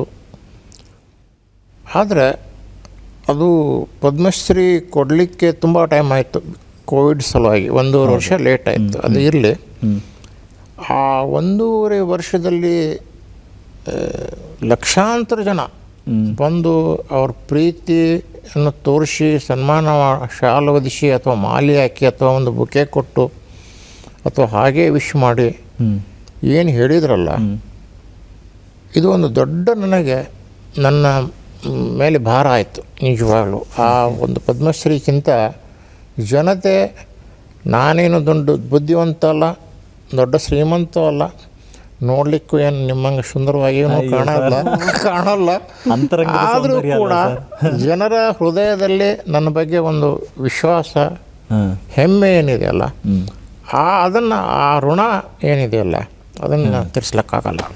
ಓಕೆ, ಬಟ್ ಒಬ್ಬ ವ್ಯಕ್ತಿಗೆ ಅದು ಎಷ್ಟು ಜವಾಬ್ದಾರಿನೂ ಅಲ್ವಾ ಸರ್? ಅಂದರೆ ಇನ್ನೊಂದಷ್ಟು ಹುಮ್ಮಸ್ ಜಾಸ್ತಿ. ಇವಾಗ ನೀವು ಹೇಳಿದ್ರೆ 71 ಆಗಿದ್ದಕ್ಕೆ ನಾನು ಇಷ್ಟು ವರ್ಷದಲ್ಲಿ ನಾನು ಏನು ಮಾಡಿದ್ದೆ ಅದರ ಡಬಲ್ ಮಾಡಬೇಕು ಅಂತ ಹೇಳಿ ಈಗ ಇನ್ನೊಂದಷ್ಟು ಲಾರಿಗಳನ್ನ ಬುಕ್ ಮಾಡಿದ್ದೀನಿ ಅಂತ. ಆ ಪ್ರಶಸ್ತಿ ಅನ್ನೋದು ಒಬ್ಬ ವ್ಯಕ್ತಿನ ಇನ್ನೊಂದಷ್ಟು ಹುಮ್ಮಸ್ಸು ಅಥವಾ ಸ್ಫೂರ್ತಿ ಜಾಸ್ತಿ ಆಗುತ್ತಾ ಸರ್ ಇನ್ನೇನಾದರೂ ಮಾಡಬೇಕು ಅಂತ ಅನ್ನೋದಕ್ಕೆ? ಅಲ್ಲ, ಅದು ನಿರಂತರವಾಗಿ ನಡೆದಿರುತ್ತೆ. ಆದರೆ ಇಲ್ಲಿ ಬೇರೆ ದೃಷ್ಟಿಯಿಂದ ನೋಡ್ತಾ ಇದ್ದೀನಿ. ಜನರ ಪ್ರೀತಿ ಮತ್ತು ಅವರು ಪ್ರತಿಯೊಂದು ಹಂತದಲ್ಲಿ ನಮ್ಮಲ್ಲಿ ಯಾವುದಾದ್ರು ಒಂದು ವಿಶೇಷ ಡೆವಲಪ್ಮೆಂಟ್ ಆದಾಗ, ಮೊನ್ನೆ ನನ್ನ ಮಗನಿಗೆ ಡಾಕ್ಟ್ರೇಟ್ ಬಂತು, ಜನ ಬೇರೆದವ್ರ ಡಾಕ್ಟ್ರೇಟ್ ಬಂದಾಗ, ಬೇರೆದವ್ರಿಗೆ ಪದ್ಮಶ್ರೀ ಬಂದಾಗ, ನಮಗೆ ಬಂದಾಗ ಒಂದು ಕಂಪ್ಯಾರಿಸನ್ ನೋಡ್ತಾ ಇರ್ತೀನಿ ನಾನು. ಹ್ಯೂಜ್ ಕ್ರೌಡ್ ಇದ್ದಾರೆ, ತುಂಬ ಹಾರ್ಟಿಲಿ. ಈ ಬೇರೆದವ್ರಿಗೆ ಏನಾಗುತ್ತೆ, ಹಾರ್ಟಿಲಿ ತುಂಬ ಜನ ಕಮ್ಮಿ ಇರ್ತಾರೆ, ಸುಮ್ಮನೆ ಅವರಿಗೆ ಒಂದು ಫಾರ್ಮ್ಯಾಲಿಟಿ ಅಂತಿರ್ತಾರೆ. ಅದನ್ನು ನೋಡಿದಾಗ ಇಷ್ಟೊಂದು ನಮ್ಮ ಮೇಲೆ ಜನ ಭರವಸೆ ಇಟ್ಟಿದ್ದಾರೆ. ಈ ಭರವಸೆಯನ್ನು ಆ ಋಣ ಇದೆಯಲ್ಲ, ಅದು ತೀರಿಸ್ಲಿಕ್ಕಾಗಲ್ಲ. ಎಸ್ ಸರ್, ಇನ್ನು ತಾವು ಪತ್ರಿಕೆ ಶುರು ಮಾಡಿದ ದಿನದಿಂದ ಇವತ್ತಿನ ದಿನದ ತನಕ ನೋಡೋದಾದರೆ ಪ್ರತಿ ಕ್ಷಣ ತಂತ್ರಜ್ಞಾನ ಅನ್ನೊಂದು ಬಹಳಷ್ಟು ಬದಲಾವಣೆ ಆಗ್ತಾನೆ ಬಂದಿದೆ ಸರ್. ಟೆಕ್ನಾಲಜಿ ಅಪ್ಡೇಟ್ ಆಗಿರುವಂಥದ್ದು, ಇವತ್ತಿನ ತಂತ್ರಜ್ಞಾನದ ಬಗ್ಗೆ ಪೇಪರ್ ಅನ್ನುವಂಥದ್ದು ಆ್ಯಪ್ ಆಗಿ ಕೈಯಲ್ಲಿ ಮೊಬೈಲಲ್ಲಿ ಬಂದುಬಿಟ್ಟಿರುವಂಥದ್ದು, ಈ ಎಲ್ಲ ಡಿಜಿಟಲೈಸೇಷನ್ ಏನಿದೆ ಪೂರಕವಾಯ್ತಾ, ಇದನ್ನು ಸವಾಲಾಗಿ ಸ್ವೀಕರಿಸಿದ್ರ ಅಥವಾ ಹೇಗಾಯಿತು ಸರ್ ಇದರ ಪ್ರಭಾವ? ಪೂರಕನಾಯಿತು, ಸವಾಲಾಗಿಯೂ ಆಯಿತು. ಆದರೆ ಅತಿ ಡಿಜಿಟಲ್ ಏನಿದೆ ಅದನ್ನು ಮಿಸ್ಯೂಸು ಆಗ್ತಾಯಿದೆ. ನಾವು ಒಬ್ಬ ಜವಾಬ್ದಾರಿಯುತ ವ್ಯಕ್ತಿಯಾಗಿ ನಮ್ಮ ಪತ್ರಿಕೆ ಅಥವಾ ನಮ್ಮ ಟಿ ವಿ, ನಮ್ಮ ಕೈಯಲ್ಲಿದ್ದ ಆಯುಧಗಳನ್ನು ನಾವು ತಪ್ಪು ರೀತಿಯಾಗಿ ಅದನ್ನು ಉಪಯೋಗಿಸ್ತಾ ಇಲ್ಲ. ಆದರೆ ಇವತ್ತು ಸೋಷಿಯಲ್ ಮೀಡಿಯಾ ಅದು ಇದು ಏನೇನೋ ಬರ್ತಾ ಇದೆಯಲ್ಲ, ಎಲ್ಲರೂ ಅದರಿಂದ ಬೆದ್ಕೊಂಡಿದ್ದಾರೆ, ಮಾನಸಿಕವಾಗಿ ಕುಬ್ಜರಾಗಿದ್ದಾರೆ. ಅನೇಕ ರಾಷ್ಟ್ರದ್ರೋಹಿ ಶಕ್ತಿಗಳು ಅದರ ದುರುಪಯೋಗ ತೆಗೆದುಕೊಂಡು ಸಾಮಾನ್ಯ ಜನರ ಮಾನಸಿಕತೆಯನ್ನು ಕೆಡಿಸ್ತಾ ಇದೆ. ಅದರಿಂದ ಸಂಸಾರಿಕ ಕಲಹ ಜಾಸ್ತಿ ಆಗ್ತಾ ಇದೆ. ಈ ಥರ ಅನೇಕ ಕೆಲವು ಟಿ ವಿ ಸೀರಿಯಲ್ದಿಂದ ಕೆಲವೊಂದು ಮನೆತನಗಳು ಉದ್ಧಾರ ಆಗಿದೆ, ಕೆಲವು ಟಿ ವಿ ಸೀರಿಯಲ್ನಿಂದ ಕೆಲವು ಮನೆತನಗಳು ಹಾಳಾಗಿದೆ. ಈ ಥರ ಮತ್ತು ಈ ಸೋಷಿಯಲ್ ಮೀಡಿಯಾದಲ್ಲಿ ಅನೇಕ ನೆಗೆಟಿವ್ ಮೈಂಡ್ ಜನ ತಮ್ಮದೇ ಆದಂಥ ವಿಚಾರ ಬೋಧನೆಗಳನ್ನು ಅದರಲ್ಲಿ ಪ್ರಕಟಿಸಿ ಸುಮಾರು ಜನರಲ್ಲಿ ಕೆಟ್ಟ ಬದಲಾವಣೆ ಕೂಡ ತಂದಿದ್ದು ಉದಾಹರಣೆಗಳಿದ್ದಾವೆ. ಗೌರ್ಮೆಂಟ್ ಅದರ ಬಗ್ಗೆ ಜಾಸ್ತಿ ಗಮನ ಹರಿಸಬೇಕು, ಭಾಳ ಸ್ಟ್ರಿಕ್ಟ್ ಆದಂಥ ಕಾನೂನುಗಳು ಬರಬೇಕು. ನಾನು ಅನೇಕ ರಾಷ್ಟ್ರದಲ್ಲಿ ಅಡ್ಡಾಡಿದ್ದೀನಿ. ಇಷ್ಟು ಸ್ವೇಚ್ಛಾಚಾರದ ಪ್ರಜಾಪ್ರಭುತ್ವ ಎಲ್ಲೂ ಇಲ್ಲ ಜಗತ್ತಿನಲ್ಲಿ. ಪ್ರಜಾಪ್ರಭುತ್ವ ಬೇಕು, ಸ್ವೇಚ್ಛಾಚಾರದ ಪ್ರಜಾಪ್ರಭುತ್ವ ನಮ್ಮಲ್ಲಿ ಆಗಿದೆ. ವಿಜಯ ಸಂಕೇಶ್ವರ್ ಅವರು ಅಕಸ್ಮಾತ್ ಈ ಒಂದು ಕ್ಷೇತ್ರಗಳಿಗೆ ಬರದೇ ಇದ್ದಿದ್ರೆ ಏನಾಗಬೇಕು ಅನ್ನೋ ಆಸಕ್ತಿ ಇತ್ತು ಸರ್? ಅದನ್ನೇನು ನಾನು ಯೋಚನೆ ಮಾಡಿಲ್ಲ ಸರ್. ಯೋಚನೆ ಸರ್ ಅಲ್ಲ, ಅಂದರೆ ಇಡೀ ದಿನದಲ್ಲಿ ದಿನಚರಿಯಲ್ಲಿ ಒಂದು ಸ್ವಲ್ಪ ಫ್ರೀ ಟೈಮ್ ಸಿಕ್ಕಿದೆ ಅಂದ್ಕೊಳ್ಳೋಣ, ಏನು ಮಾಡಬೇಕು ಅಂತ ಇಷ್ಟಪಡ್ತೀರಿ ಸರ್? ಏನು 4 ಜನರು ಒಳ್ಳೆಯದಾಗೋದೇ ಮಾಡೋದು, ಮತ್ತೆಂತ ಅಷ್ಟೇ. ಇಷ್ಟು ಯಶಸ್ಸಿನ ಉತ್ತುಂಗದಲ್ಲಿದ್ದರೂ ಕೂಡ ಸಾಕಷ್ಟು ಕೆಲಸ ಇನ್ನೂ ಮಾಡಬೇಕು ಅನ್ನೋದೇ ನೀವು ಯಾವಾಗಲೂ ಯೋಚನೆ ಮಾಡ್ತೀರಾ. ಹಾಗಿದ್ಮೇಲೆ ನಿಮ್ಮ ಮುಂದಿನ ಯೋಜನೆಗಳೇನು ಸರ್? ಇನ್ನೂ 2-3 ಹೊಸ ಬಿಸ್ನೆಸ್ಗಳನ್ನು ಮಾಡ್ತಾಯಿದ್ವಿ. ನಾನು ನನ್ನ ಮಗ ಶುರು ಮಾಡ್ತಾಯಿದ್ವಿ. ಓಕೆ, ಅಂದಾಜು 1 ವರ್ಷ 2 ವರ್ಷ ಆಗ್ಬೋದು. ಸರ್ ಇದ್ರ ಜೊತೆಗೆ ಸರ್ ಬಿಸ್ನೆಸ್ ಅನ್ನುವಂಥದ್ದು ಪ್ರತಿಯೊಬ್ಬರಿಗೂ ಕೂಡ ಈಗ ಬಹಳಷ್ಟು ಟ್ರೆಂಡ್ ಆಗಿಬಿಟ್ಟಿದೆ ಸರ್. ಅಂದರೆ ಎಲ್ಲರಿಗೂ ಕೂಡ ಜಾಬ್ ಅಂದರೆ ಒಂದು ನೌಕರಿ ಮಾಡುವಂಥ ಮನಸ್ಥಿತಿಗಿಂತಲೂ ಯಾರ ಕೆಳಗಡೆಯೋ ನೌಕರಿ ಮಾಡೋದಕ್ಕಿಂತಲೂ ನಾವೇ ಒಂದು ಬಿಸ್ನೆಸ್ ಮಾಡಬೇಕು ಅನ್ನುವಂಥದ್ದು. ಅಂತಹ ಬಿಸ್ನೆಸ್ ಮಾಡಬೇಕು ಅನ್ನುವಂಥವರಿಗೆ ಯಾವ ರೀತಿ ಸಿದ್ಧರಾಗಿರಬೇಕು ಅಂತ ಹೇಳ್ತೀರಿ ಸರ್? ಯಾಕಂದರೆ ನಿಮ್ಮಂತಹ ಒಬ್ಬ ಯಶಸ್ವಿ ವ್ಯಕ್ತಿ ಹೇಳಿದಾಗ ಅದು ಖಂಡಿತವಾಗ್ಲೂ ಅಚ್ಚಳಿಯದೆ ಉಳಿದು ಬಿಡುತ್ತೆ ಸರ್. ಅದು ಅತಿ ಸತ್ಯವಾಗಿ ಹೇಳೋದಂದರೆ ಜಗತ್ತಿನಲ್ಲಿ ಯಾವ ಬಿಸ್ನೆಸ್ಸು ಸಕ್ಸಸ್ ಆಗೋದಿಲ್ಲ. Success rate is 0. ಆಸಕ್ತಿ ವಹಿಸಿ ಶ್ರದ್ಧೆಯಿಂದ ರಿಸ್ಕ್ ತೊಗೊಂಡು ಮಾಡಿದರೆ ಯಾವ ಬಿಸ್ನೆಸ್ಸು ಫೇಲ್ಯೂರ್ ಇಲ್ಲ. ನಾವು ಅನೇಕ ಜನ ನೋಡಿದ್ದೀನಿ ರೋಡ್ ಸೈಡ್ನಲ್ಲಿ ಇವತ್ತು ಡಬ್ಬಾದ ಮೇಲೆ ಚಹಾ ಮಾರೋರು 5 ಸ್ಟಾರ್ ಹೋಟ್ಲವ್ರಿಗೆ ಕಟ್ಟಿದ್ದಾರೆ. ಹೌದು ಸರ್. ಓಬೆರಾಯನ್ ಅಂತವ್ರು. ಹೌದು. ಸೊ ಅವಕಾಶಗಳು ತುಂಬ ಇರುತ್ತೆ. ನಾವು ಸಾಮಾನ್ಯವಾಗಿ ಅವಕಾಶಗಳನ್ನು ಮಿಸ್ ಮಾಡ್ಕೊತೀವಿ. ಆವಾಗ ಆ ಒಂದು ದೋಷವನ್ನು ಯಾರಿಗೂ ಹೇಳ್ತೀವಿ ನಾವು. ಆಮೇಲೆ ನಾವು ಇನ್ವಾಲ್ವ್ ಆದರೆ 100%, ನೋ 99%, ಯಾವುದೇ ಕ್ಷೇತ್ರ ಇರಲಿ ಅದು 100% ಸಕ್ಸಸ್, ಅದರಲ್ಲಿ ಪ್ರಶ್ನೆನೇ ಇಲ್ಲ. ಆದರೆ ಅದಕ್ಕೊಂದು ಸ್ವಲ್ಪ ಸಮಯ ಹಿಡಿಯುತ್ತೆ, ಅದನ್ನು ತಾಳ್ಮೆ ಇರೋದಿಲ್ಲ. ನೀವು ಹೇಳಿದ್ರಿ ಕಡಿಮೆ ಸಮಯ ಅಂದರೆ ಸಮಯ ಸಿಕ್ಕಿದ್ರೆ ನಾನು ಸಮಾಜಮುಖಿಯಾಗಿ ಕೆಲಸ ಮಾಡೋದಕ್ಕೆ ಇಷ್ಟಪಡ್ತೀನಿ ಅಂತ. ಆ ನಿಟ್ಟಿನಲ್ಲಿ ರಾಜಕೀಯವಾಗಿ ನೀವು ಕಾರ್ಯವನ್ನು ನಿರ್ವಹಿಸಿದವರು, ಜೊತೆಗೆ ನಿಮಗೆ ಸಚಿವರಾಗುವಂಥದ್ದು ಬಂದರೂ ಕೂಡ ಅದನ್ನು ನಿರಾಕರಿಸಿ ಬೇಡ ಅಂತ ಹೇಳಿದ್ರಿ. ರಾಜಕೀಯದ ಬಗ್ಗೆ ಹೇಳೋದಾದರೆ ಹೇಳಿ ಸರ್.